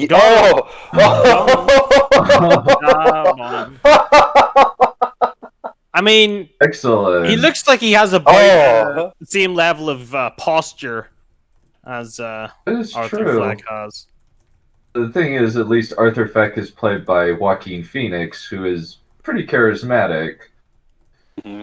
But this guy doesn't even have that. He's just a beta cuck loser, it seems. Yep. Here we go. People ordered the number 32 though. That was funny, guys. Yeah, what a payoff. Steven Seagal is sleepy. The number 32. Going to bed now. It's like going to sleepy times. Steven Seagal is taking a nap. I think he saw the movie called The Ninja Janitor once. I could be wrong. Wow, that's awesome. I kind of need to watch that now. That just sounds awful. But I could be forgetting, or it could just be the fact that I forgot everything about that movie, apart from the fact he was in a janitor that was almost like a ninja. So that's how I remember it. I'll have to have a look. He's made so many. He's made so many poor B movies. Oh, not even B movies. They're like G movies or something. He's in The Foreigner. Foreigner in 2003. Weird coincidence of the actually supremely good comedy play. Hold on. I have to find this one where he's in Machete, the B movie of B movies. On Deadly Ground. That's it.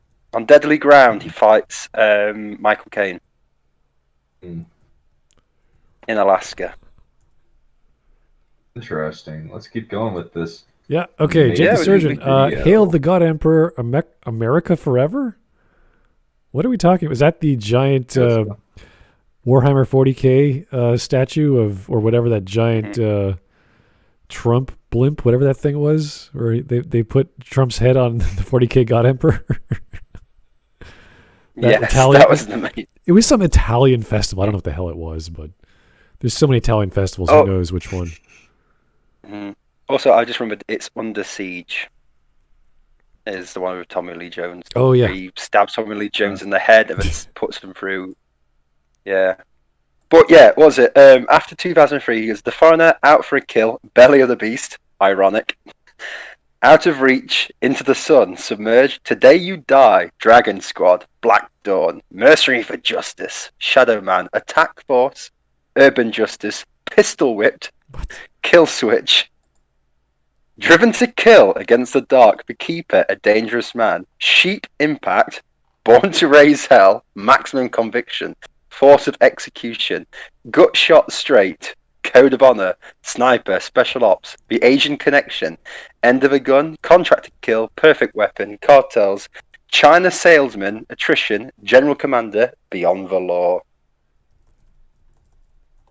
So, yeah.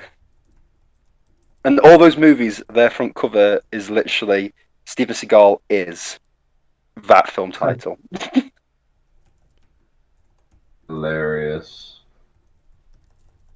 If you'd like to hear Sarcastic Cork read more film titles, please subscribe. Anyway, let's keep going. Let's keep going. Yeah. Comes off just first and tired. Hey, you try and entertain a 10-year-old when you can't leave the house. You know the lengths that I've gone to? Close-up magic. And then at the end of the scene... How'd you do it, Scott? Do what? The card trick?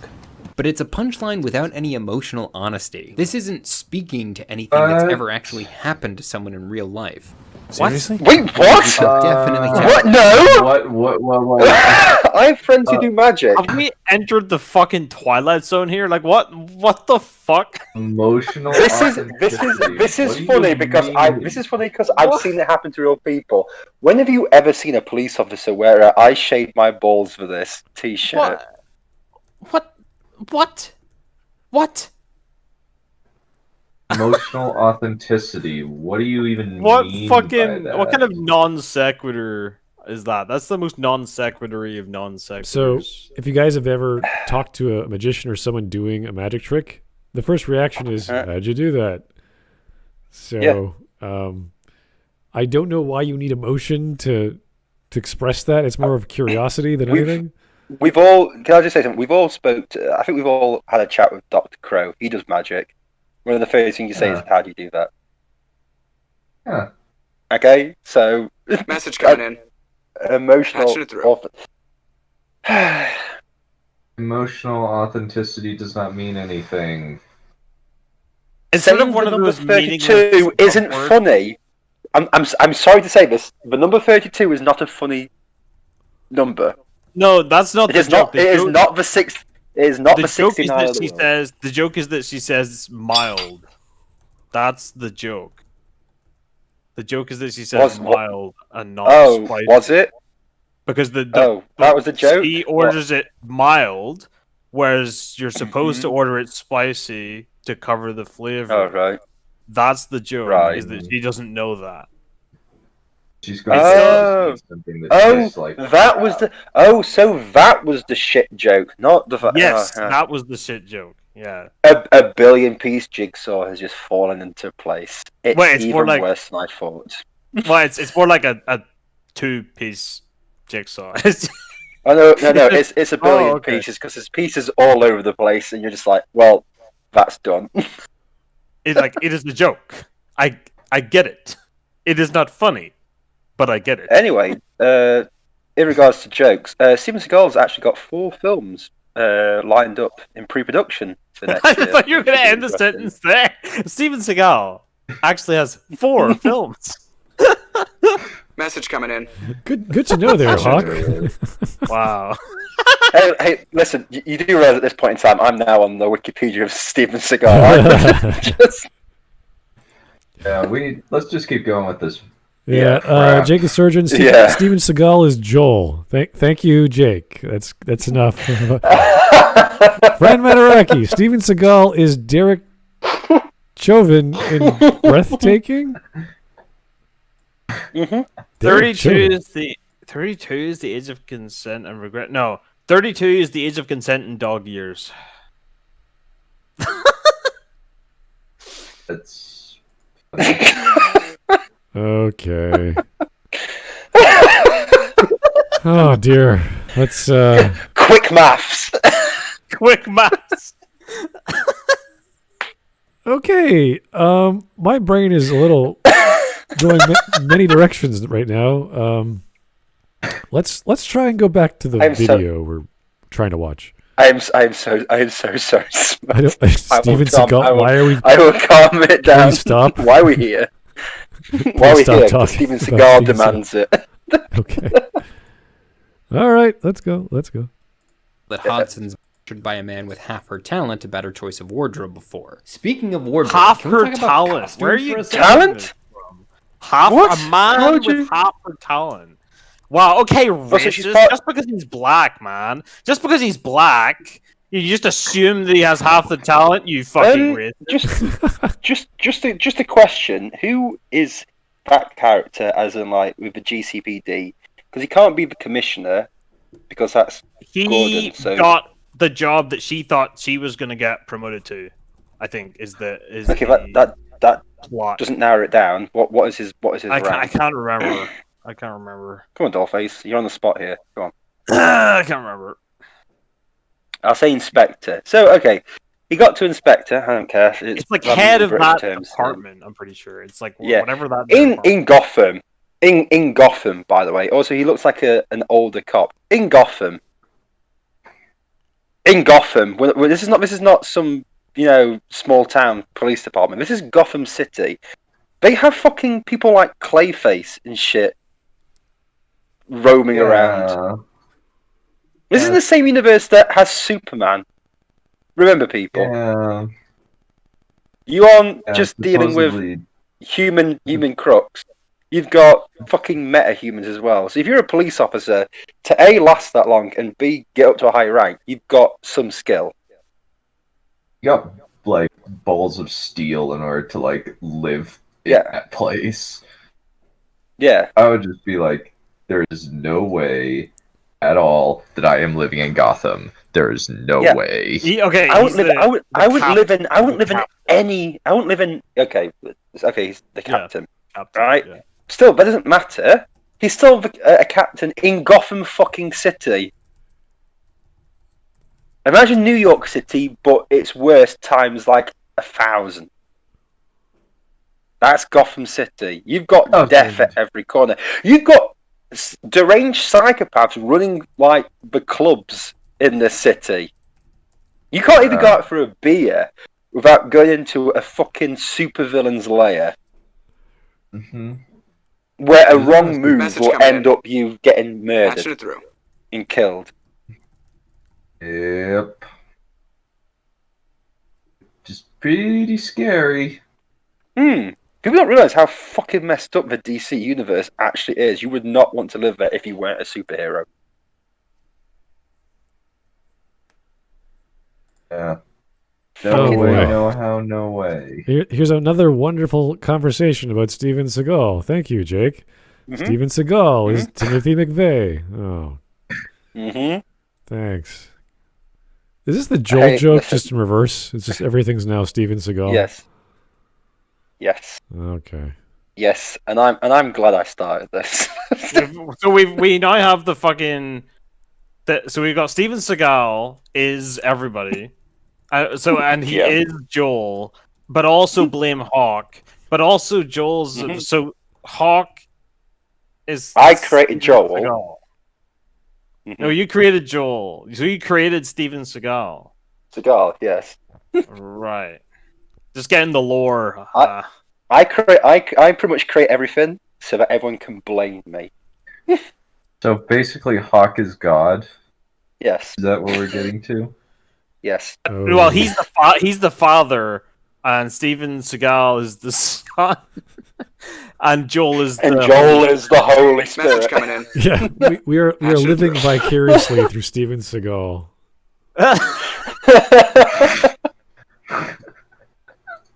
You exist because I allow it. You'll end because Steven Seagal demands it. Wait, it's all Steven Seagal? Seagal always has been.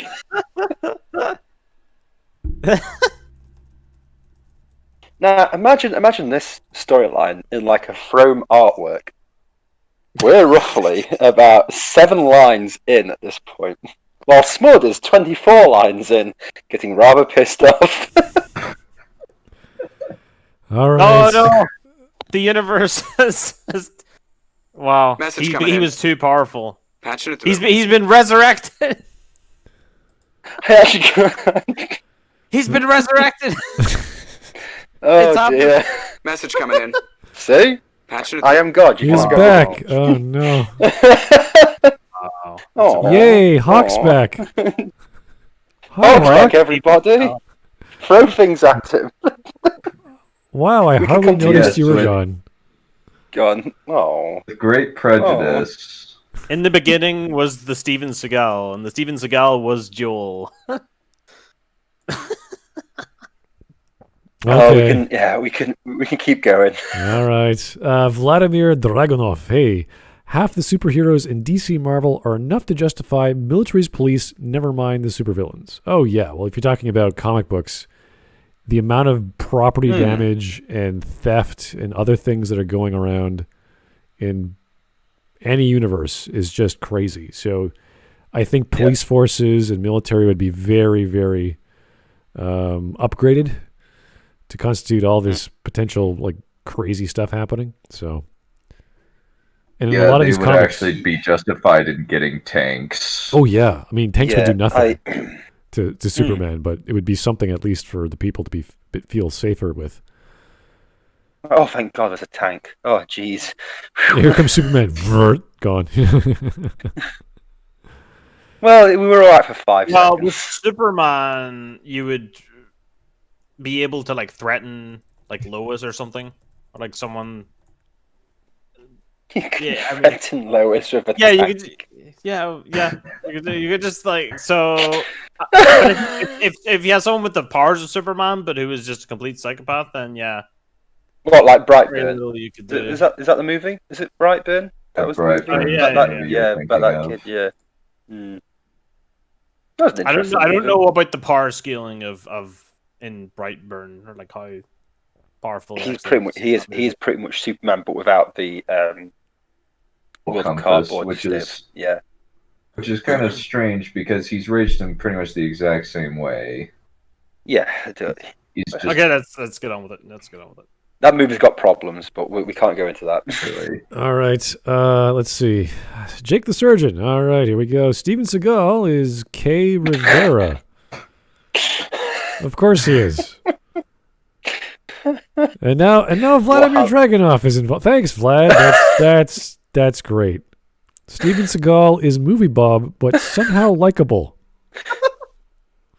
What? What the hell are you talking about? What have I unleashed? What have I unleashed? The Smud lore has increased. What is happening? What does that even mean? Steven Seagal is a likable movie Bob? Things. No, Steven Seagal is a really horrible person. He really is a horrible person. Movie Bob is the evil universe version of Movie Bob. So any other version of Movie Bob? He's evil version of Movie. Yeah, Movie Bob is the evil version of Movie Bob. There's a non-evil version of Movie Bob. I don't. Some other multiverse. He's called Steven Seagal. It's bad enough to talk about Movie Bob, but now to combine him with... Well, Steven Seagal just exists... Steven Seagal? It's like, oh my god. Steven Seagal exists in all universes in the multiverse simultaneously, and he exists outside of time. He's like a constant that's always there. Okay. Jake, hey, wow, Jake, look at that. Steven Seagal is the coon when I cry. Thanks. Thank you, Jake. That's special. That's really great. What is happening? Glad you shared that with us, Jake. I want to see a whole lot of fucking Steven Seagal memes in the fucking server after this.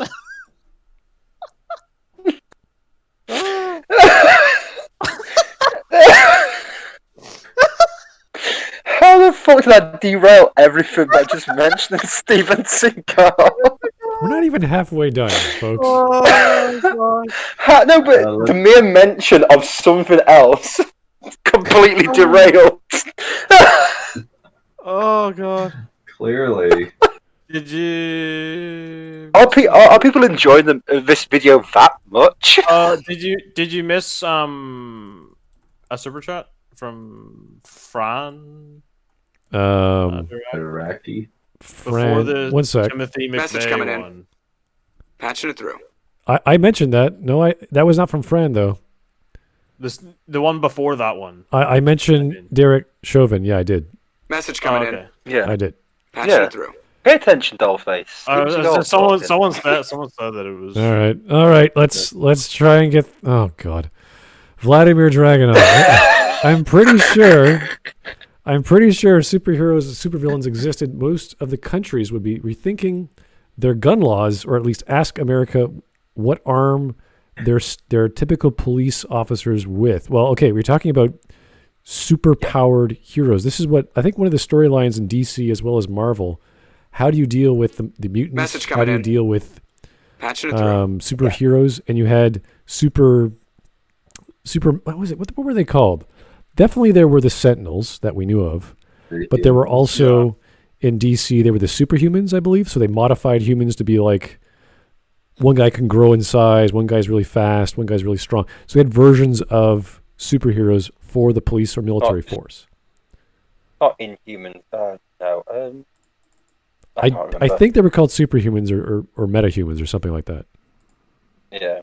Metahumans. Metahumans is the term used in DC to describe people who have superpowers. Message coming in. Right. Patching it through. Yeah. All right, guys, we got all this crap to go through. Ultimate Fatty, Movie Blob, okay, is so dense, Message coming in. so massive that he exists in the same form throughout all realities? What? All that he eats gets evenly distributed between all the different versions of Movie Bob. Does that mean he has different diets that are all gigantic? Yes, so they all just get spread out through the one's 12 hamburgers, the other one's 17. Yeah. The other one's like 39 salads or something. It's like, what the hell? Oh boy. What is wrong with you? Jake the Surgeon. Small-sized meal. Steven A Seagal. moderately-sized smackerel. It's only for humans of normal size. Yeah, okay. Steven Seagal is the legal documentation confirming my parents' divorce. What is happening? Wow. That's gotten a little personal there, Jake. Okay, I mean, whatever you feel is best, but okay. Kuro Gitsune, okay. Steven Seagal is the enemy within, and the box art is Steven looking at himself. Oh my god. Message coming in. Patching it through. This is hilarious. Oh boy. Joe Crazy, imagine Steven Seagal in Harley Quinn cosplay. No! Absolutely not. Oh. That sounds hilarious. There's plenty of good Harley Quinn cosplay out there. Steven is not going to be in one of them, and neither is this guy. This guy looks like a clown. So no. No thank you, sir. He kind of does.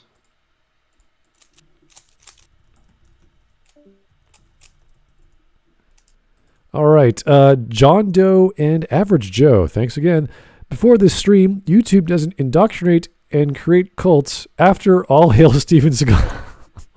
Message coming in. Well, I had to reconnect my internet just then, and I came back to Steven Seagal. What did I miss?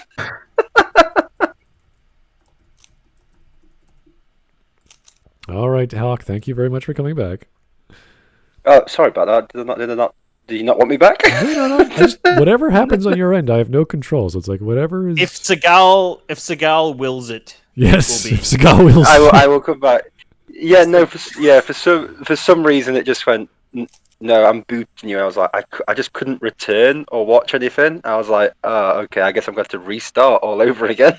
Yeah, you've been spreading some heresy about the Seagal, and that's something had to happen to the natural order. Message coming in. Yeah, I had to get booted. Steven Seagal, thank you, Joe Bag of Donuts. That's a funny name. Joe Bag of Donuts. Joe Bag of Donuts.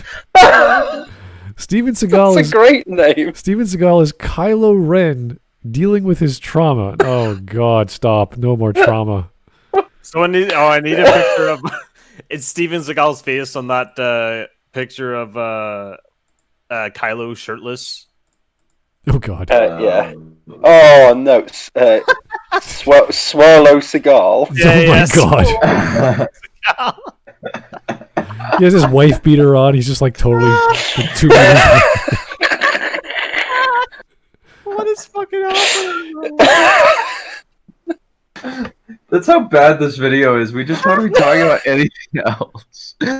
We should probably keep going. So for 2 hours, almost 2 hours. Yeah. Two. Francis Board Coppola, thank you, sir. Smud, I'm sorry, Pandora's box is open. Well, it seemed to have stopped now, so that's good. We're good. We're fine. Yeah. No more Steven Seagal. No more. No matter how much you want to. Yeah. Resist temptation. Please do. All right. The one I remember from my high school art classes is that silhouettes are usually the first thing that the eye notices. And when you look at the silhouette of Harley's costume from Suicide Squad, it seems pretty clear to me that Margot Robbie's body is meant to be the costume. Like, it's literally just a skin-tight raglan and short shorts. I guess sometimes they put her in a jacket, but that feels like it's just an excuse to give her something to take off. Now, I know you could make the argument that there's an in-universe explanation for why she dresses so aggressively for the male gaze. Oh, gosh. No. Shut the fuck up, dude! Male gaze. Is that toxic masculinity? Buzzword. I swear to fuck. How lovely. We knew he was this kind of person. I didn't know he was going to talk about it, though. Well, fucking. Are you seriously gonna act like nobody dresses like this? Patching it through. Are you gonna act like you haven't seen bitches dressing like pretty much exactly like this? Message coming in. Really gonna pretend? Patching it through. Fuck. Do you remember when Suicide Squad came out and at Halloween every single fucking woman dressed as Harley Quinn? Yeah, and it's just like, come on, dude. My guy, buddy, pal, Brendo, Duderino. Seagal, but will flippin' strike you down, my friend. Yeah, there we go. We got to get some Seagal chants going where it's like he's gonna. If you do this, he will come. You will come in all definitions of the word. Oh God, no. I didn't mean that. No.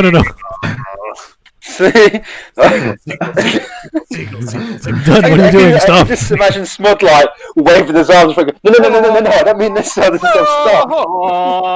Seagull, hey, seagull. Hey, seagull.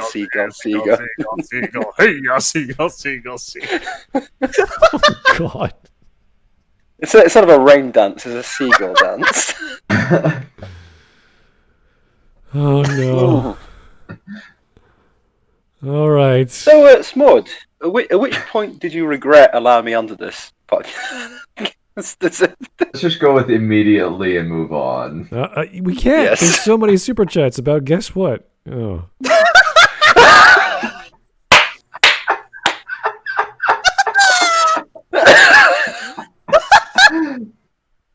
So great. Hey, Smud, but you're getting at least you're getting at least a bit of money from this. Yeah, but it's driving us crazy.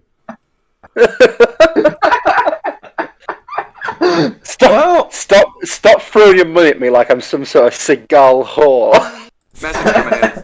Please. No, we're at this time we are now taking the offering for the Holy Church of Seagal. Yeah, for the Holy Church of Seagal. It's just poking around, chat. Come on. Okay. You all got $1 in there. All right, let's get through this. Vladimir Dragunov. Steven Seagal is the loaded Glock I contemplate blowing my brains out with. Holy jeez, that's dark. Jesus Christ. A bit drastic there, don't you think? Have you thought about just reading up on Steven Seagal instead of blowing your head out with him? I've got 2 guns. One's called Steven and one's called Seagal. This video is terrible. Yep. Okay, Joe Crazy. Steven Seagal is now Dr. Manhattan. Please do not make him naked and blue, please. I know. Keep the wife beater on. Keep the pants on, Steven. Dunn has turned into a fucking dolphin.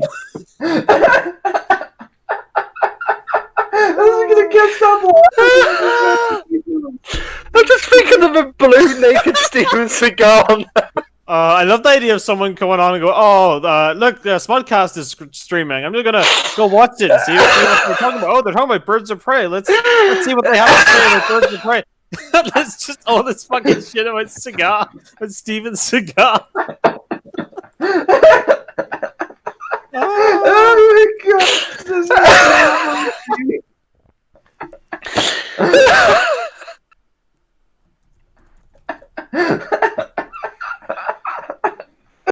I think we're all through. It is the stupidest shit I've ever heard in my life. Okay, well, we're at 2 hours, guys. We can keep going, but I want to keep going. Keep going. We can do this. Okay, Joe Seagal wills it. Seagal wills it. Yes, in the name of Seagal. Oh, dear sweet Seagal, let this continue. We're gonna analyze Birds of Prey using the the Segalian dialectic. All right, Joe Crazy. Steven Seagal is the embodiment of the male gaze. Oh my goodness. Is that a good or bad thing? I don't know yet. It's like, stop. Just stop for 5 seconds.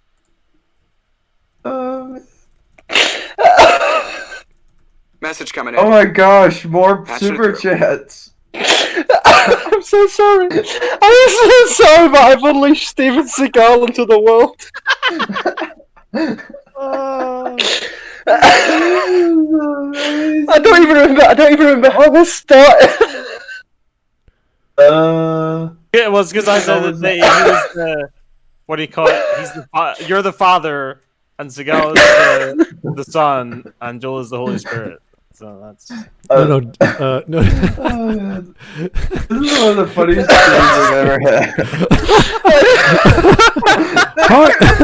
Hawk is like the prophet, you know. We have this deity. It's not happening. This keeps going. You know how in the message coming in. Right. Allah is God and his prophet is Muhammad. Well, Seagal is God and Hawk is his prophet. Seagal is Allah and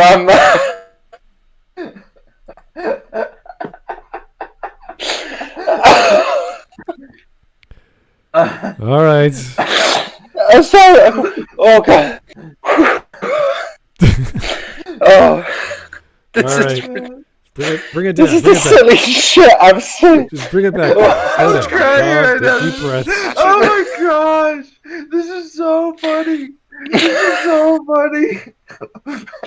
The funniest thing is, it's like we start talking about a proper serious thing, but a super chat comes in about Seagal, and we just go straight back.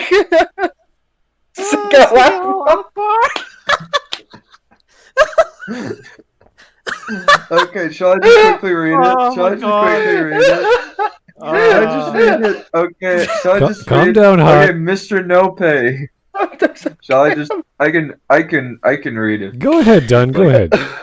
Super chat stuff.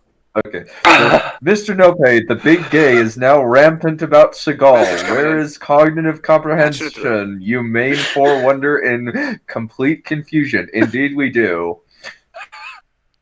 What's darker is that Loaded Glock super chat is partially serious. Oh my god! No, it's not. No. Don't do it. No. Seagal does not will that. In the Church of Seagal, suicide is never an option. That is not the will of Seagal. No matter how many people you take with you, we don't Okay. We don't agree with Seagal. Seagal sounds like seagull. Seagulls are carnivorous. Therefore, Steven Seagal is a bird of prey. Oh, he's tying it back. Message coming in. Oh! Full circle. Clever. It was destiny that we would talk about Steven Seagal. Oh. And it loops back to Bird of Prey, which is a video we're watching, and we can continue. Yep. Steven Seagal is Love, Steven Seagal is Life by Ultimate Fatty. Thank you. And also thank you for your crazy. Neon Genesis. Neon Genesis Ivan Seagali. Oh, nice. Oh, look. Steven Seagal is the ways of imperial old Japanese soldiers that mowed down like grass. Oh, Joshua Bucko, we need blue naked Steven Seagal with Harley's hair. Whoa. Wait.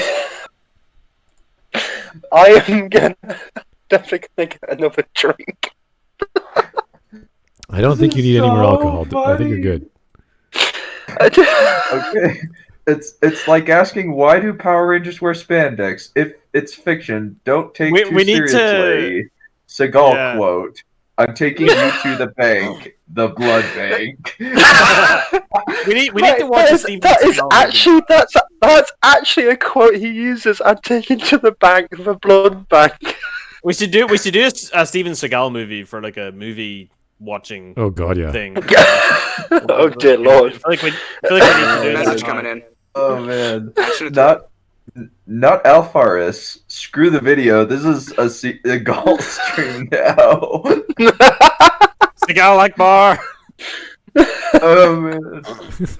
Jake the Surgeon. Steven Seagal in Roman Bridges Burning Down, Roman Bridges Burning Down, My Fair Nero.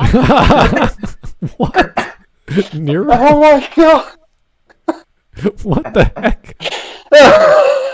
I don't even know what that was clever. What the hell is that? Steven Seagal in Roman Bridges Burning Down, Roman Bridges Burning Down, My Fair Nero. Oh, that was good. That's really good.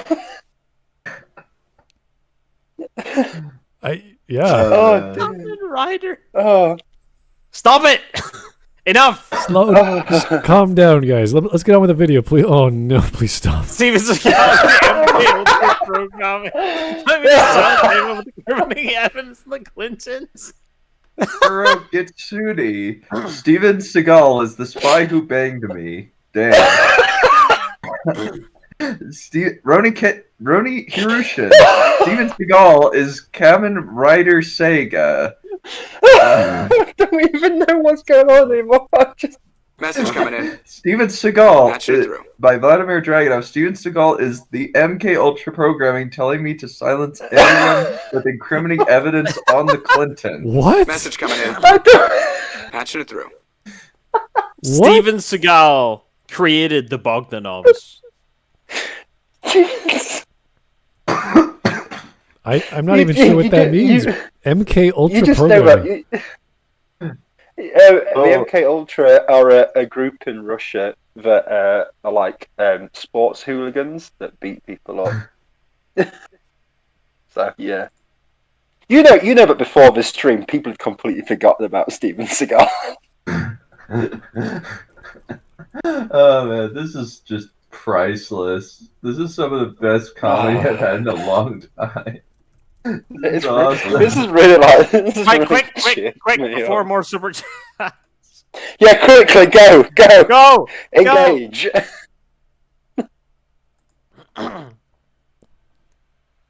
Namely, for the benefit of the Joker. But there's very little in the actual text to support that, to use my new favorite euphemism. All the movie seems to suggest with any clarity is that low-angle shots of bicolor booty shorts tested really well with at least one of the 4 quadrants. By contrast, in Birds of Prey, Harley's outfits feel like real extensions of her personality, to say nothing of the glorious silhouettes. And even though she's actually showing about as much skin as she did in Suicide Squad, it's never in a way that's meant to fetishize her body. These outfits make her look more comfortable, not less. You can actually wear this stuff in a fight. You might look cool. No, you couldn't.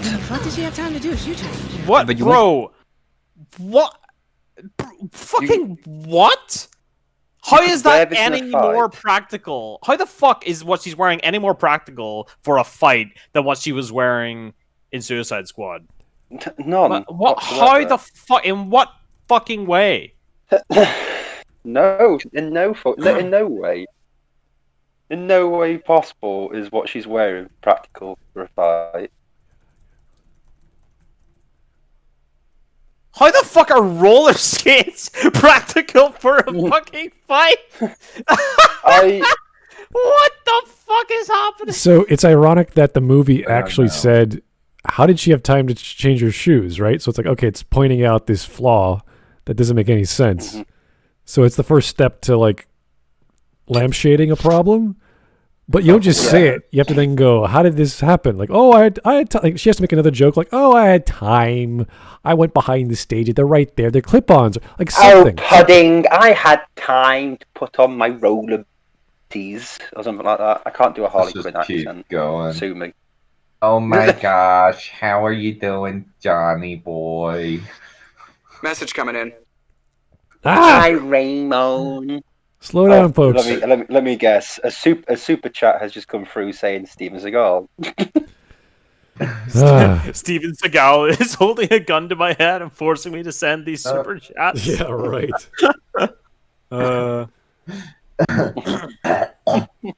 Joe Crazy. Steven Seagal and Danny DeVito in Good Cop, Bad Cop. Hey. That is actually pretty cool. Danny DeVito and Steven Seagal. Think of like. How does Danny DeVito feature into all this? Yeah. How does he connect? Think the of lore? think of twins, but yeah, bloodthirsty. Message coming in. Patching it That'd be through. good. Yeah. And make that movie now, Hollywood. Pick the surgeon. Steven Seagal in fertilizing this dunce so he doesn't spread his tism.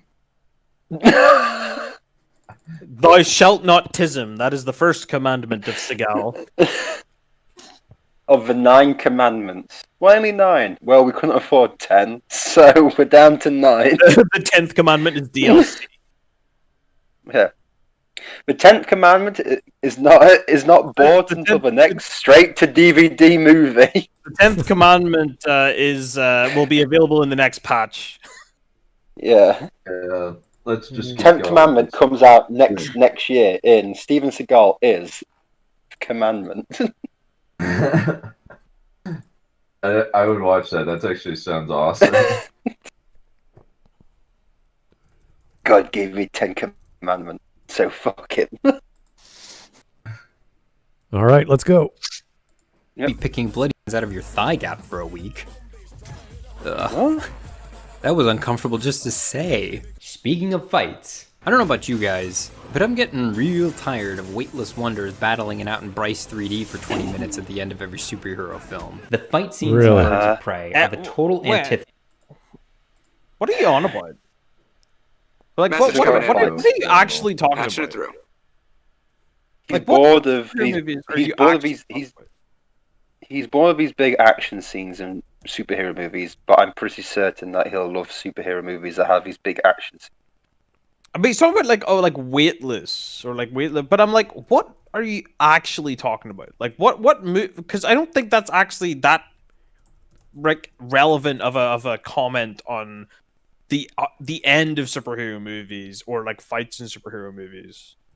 I don't know, like it seems like just that, like just Superman fight. Because other than that, like, I don't think they're really like that much.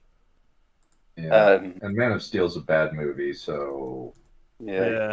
Let's kind of like a lot of the animated movies had stuff like that, but that's cartoon. And I mean, the fight in Black Panther at the end was fucking garbage. Oh yeah, that movie, and that whole movie so that is didn't deeply look flawed.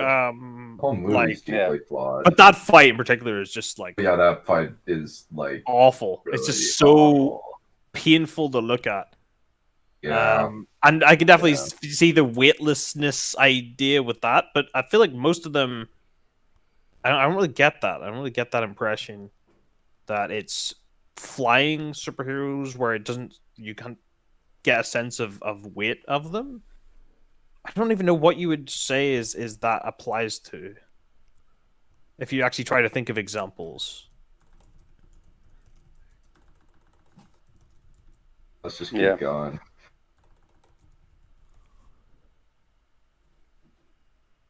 This is your typical DCEU CGI slugfest. Give me Harley smacking people with a baseball bat over all the Caped Crusaders of this godforsaken universe any day. I winced more at Harley's 2 leg breaks. And by 2 leg breaks, I mean 2 instances in which she breaks a grand total of 5 legs, than I did throughout the entire last act of Man of Steel. I want to single out the finale in particular. Not even the booby trap fight, but the roller skate chase sequence that comes after. Is one of my new favorite superhero action sequences. Really? Out of all the superhero action sequences, that's your favorite? Methinks you lie. Methinks you lie. Like the one thing, the problem that a lot of the fight scenes in this movie have are the sort of waiting their turn problem, where there's like 5 different guys, but they'll just go one at a time, and they won't.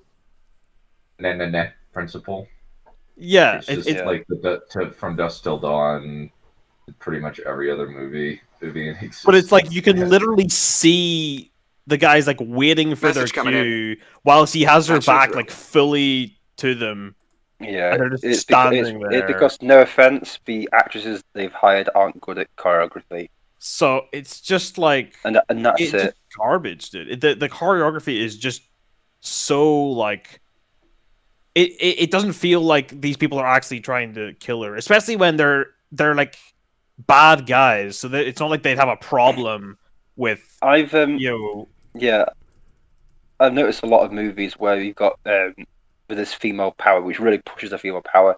But the fight scenes, you can quite easily see how much the stunt men are holding back. Yeah, it kind of takes really holding back just to allow the women to even get an equal footing. It's a bit it just like go back to the Angelina Jolie Tomb Raider movies, and I don't think you pick that out. While in these, you're like, oh, this guy is really like holding back, and like they're swinging for like over their heads in fight scenes. You can quite clearly see they're not even aiming for the person. Yeah, it's just not very convincing that she could do it. It's not like I actually would kind of buy Angelina Jolie do it because Angelina Jolie is kind of crazy. Yeah, the first Tomb Raider movies, fine. The second one's it's interesting. Yeah, but it's also like Harley Quinn isn't like trained in martial arts or anything. She's just a vaguely crazy person, like a crazy. She's a psychiatrist that goes crazy with Joker. She's not like trained to be super good at martial arts or anything. No, she's never been. It feels like she shouldn't really be in fights. She should be like outsmarting people, you know. If anything, you know, she should be like, I tricked you. That kind literally of when she came, literally in the animated series when she was first brought in, she used to get like almost knocked out with like single punches and stuff. Hold you. Even in the Arkham Asylum games, message coming in. She got knocked out easily. It's literally in these movies and the Harley Quinn animated series and a few comics where she's like the main focus is in like the female power that she's able to like fight people. Everywhere else, she just gets a fucking ass handed to her. So, like, I just don't buy it. I just don't think these are good fight scenes at all. No. Once you actually pay attention to the fight scenes, they just look. You just go, wow. It's like, wow, this choreography is so shit. Like, I still think the fight scenes some of the fight scenes in the Daredevil TV show are like the best fight scenes in any of the superhero universes at the minute. You know, I think they're fucking great. In question. That's never been in question. That's a fact. Those fights are amazing. The problem is we're talking about like these Suicide Squad and Birds of Prey fight scenes, and we're having to go back to like Batman and Robin in terms of choreography of similar standards. Yeah, like we actually had like where you might as well have pow, whap, whack, on the screen. Splat, kaboom, kablang, ka-seagull, bloomy, and all that sort of stuff.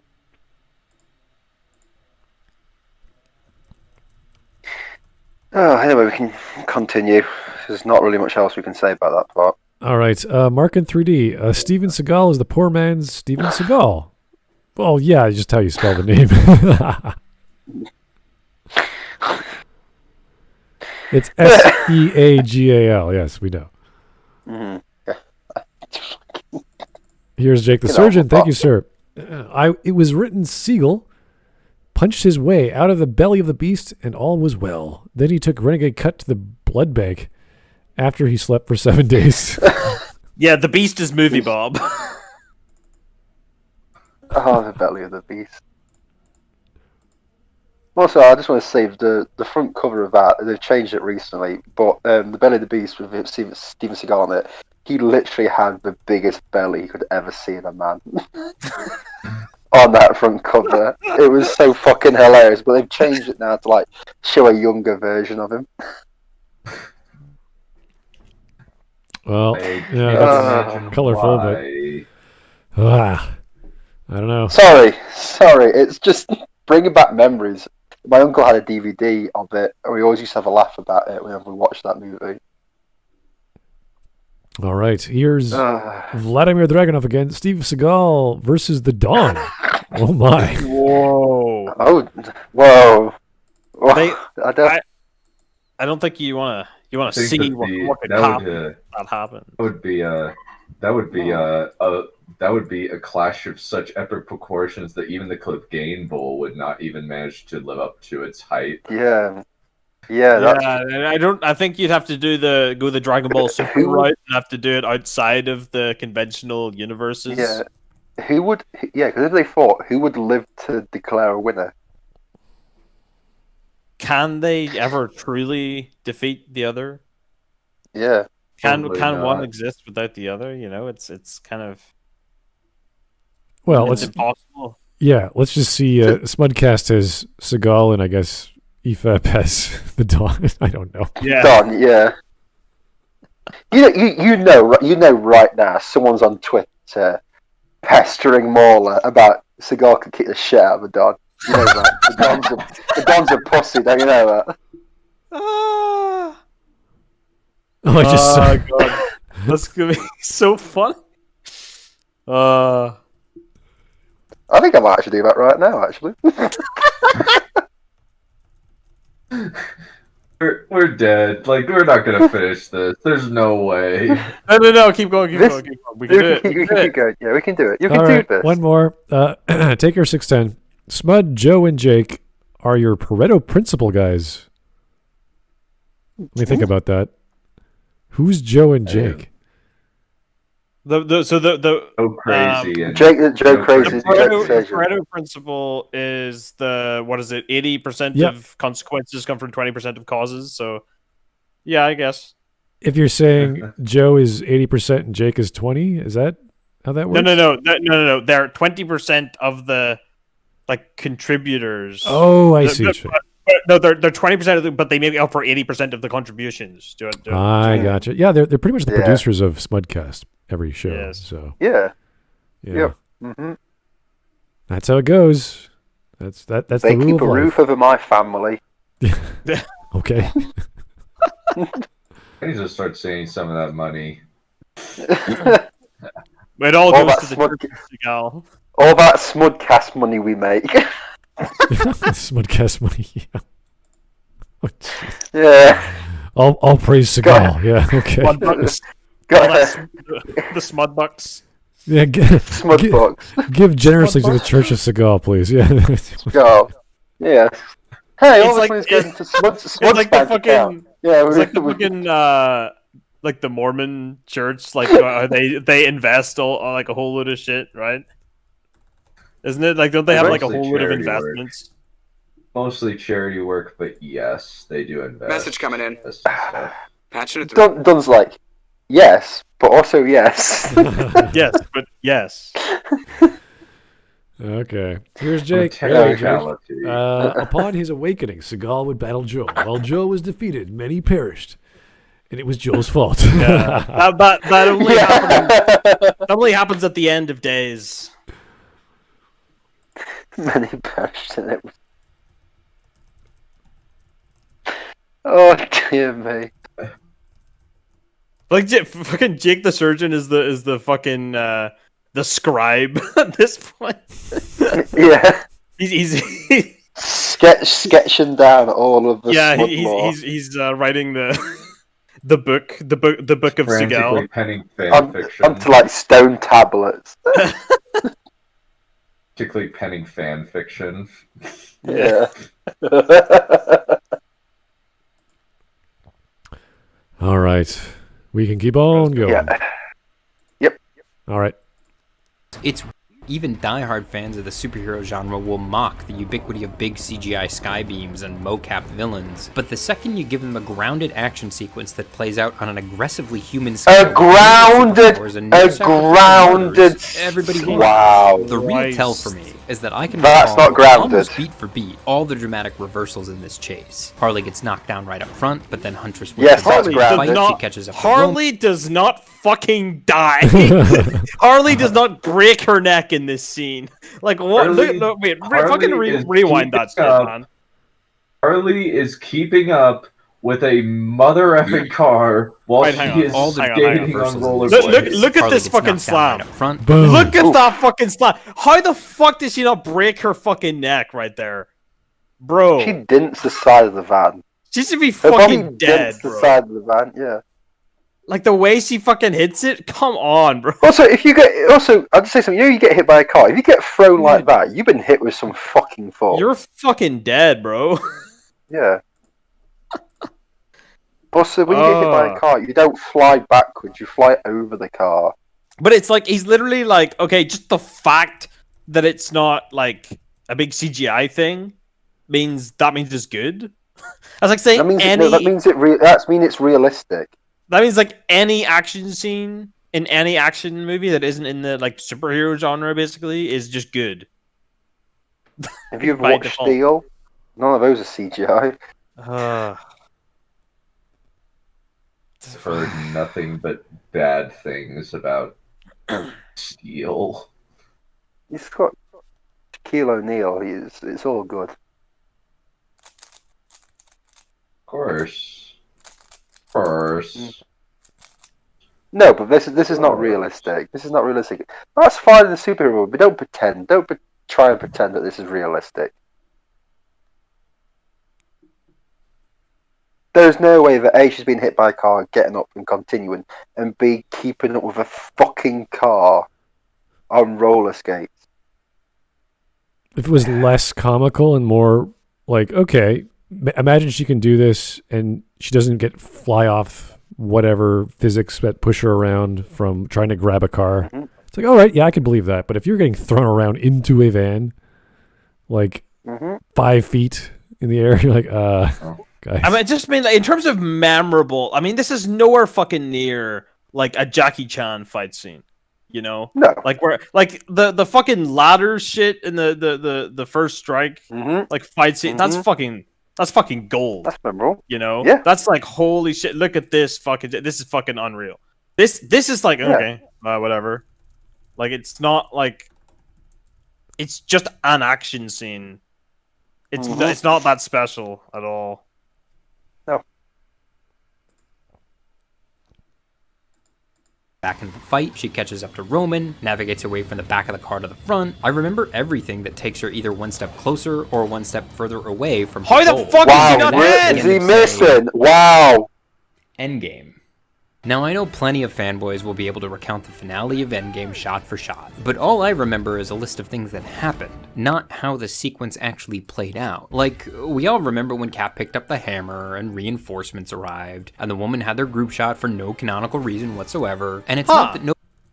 It's interesting that he acknowledged that. Huh. Yeah. That's interesting. There you go. I assume in his video about Endgame he absolutely loved it, but no, he has there no you go. video. Fair enough. Actually has no videos on Endgame. Fair enough. Well, colour me surprised. Okay. Okay. Huh. Did someone mention the door to darkness? Sora, you gotta get the heart of the light to escape the darkness from the light source of the dark hardness. We're 2 hours in. Shall we call this good? We can continue later. It's not a big deal, guys. This has been going on for a while. Yeah, it's been something. It's been something. This tells you this video is going nowhere, and it's not really convinced me that I should love this movie. Yeah. It's convinced me that Steven Seagal is amazing and should have been in more movies before he turned fat. Steven Seagal will be the better Harley Quinn, let's be real. Yeah. Steven Seagal is Harley Quinn. Could you imagine if it was just Steven Seagal in this movie and it was never explained? Like, it was never explained why he was... It would be so weird if Jared Leto's Joker... It would be so funny if Jared Leto's Joker was making out with Steven Seagal. What? Like, he's in the full fucking... What did you say? dead. Like, Dunn, explain yourself to the Smud. What are you talking about? Well, it's just you said Steven Seagal would have been a better Harley Quinn. Yeah. And I'm just like, wow. Imagine if Steven Seagal was in the full get-up, like making out with Jared Leto's Joker. Wow. Wow. That is. They just wow. don't mention it at all. They just Wow, don't God! Even a person like me, I'm disgusted. Also turned on, but mainly disgusted. Okay. I mean, I was expecting that from a super chat or something, but Dunn's like, oh, yeah, Steven Seagal could dress up like Harley Quinn and make out with the Joker. Like, wait, what? No, wow. Yeah, and just a whole movie of that. Just that. Roll the cameras. Don't question me. Wow, Dunn.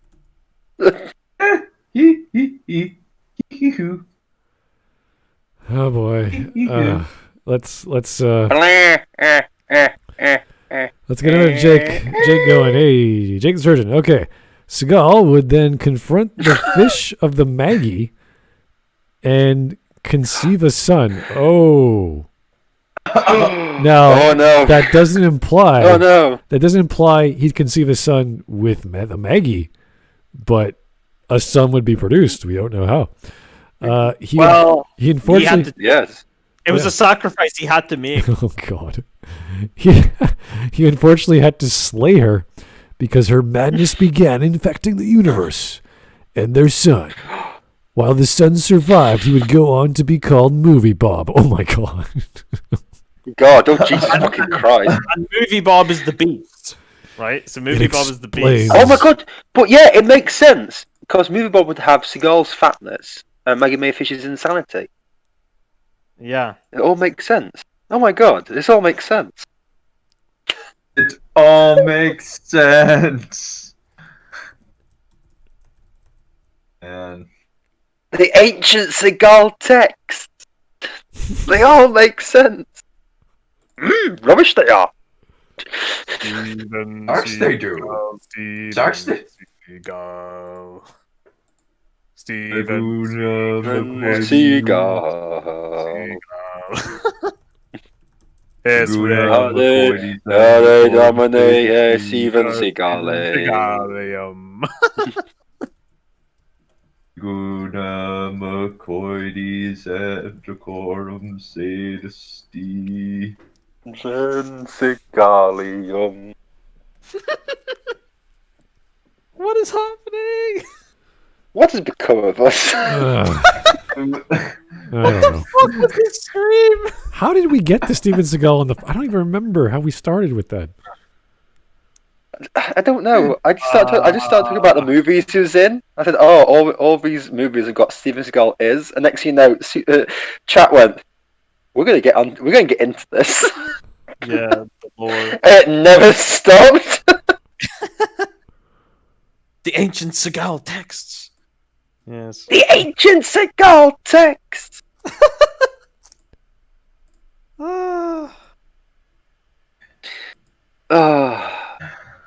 All right, it brings a tear to my eye. I'm just like so proud. All right, well, I'm so proud of the chat. we're at 2 hours and a half, guys. We could take a break. I don't mind, and call it a day, and come back tomorrow. And yeah. Is that okay? Come back tomorrow. You guys are okay? Recharge our cigars. Yep, recharge our cigars. What does that mean? All right. Recharge our cigars. Yeah. Get straight back into it. Oh. All right. Yeah, we'll do that. Yeah. Thank you, guys. That was crazy and weird and a little, just crazy. I think that's the best way of putting it. So we will see you tomorrow, roughly the same time. And Francis, we have to blame Francis. Oh my God. It was Francis in chat. Okay.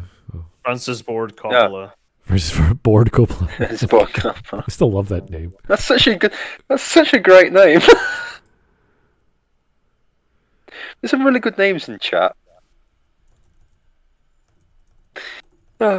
Seagal be with you. Anyway, thank you for inventing a new religion, folks. We'll talk to you tomorrow. Have a great night. And yeah, that's it. Good night. Good night. Seagal. Ooh ha ha.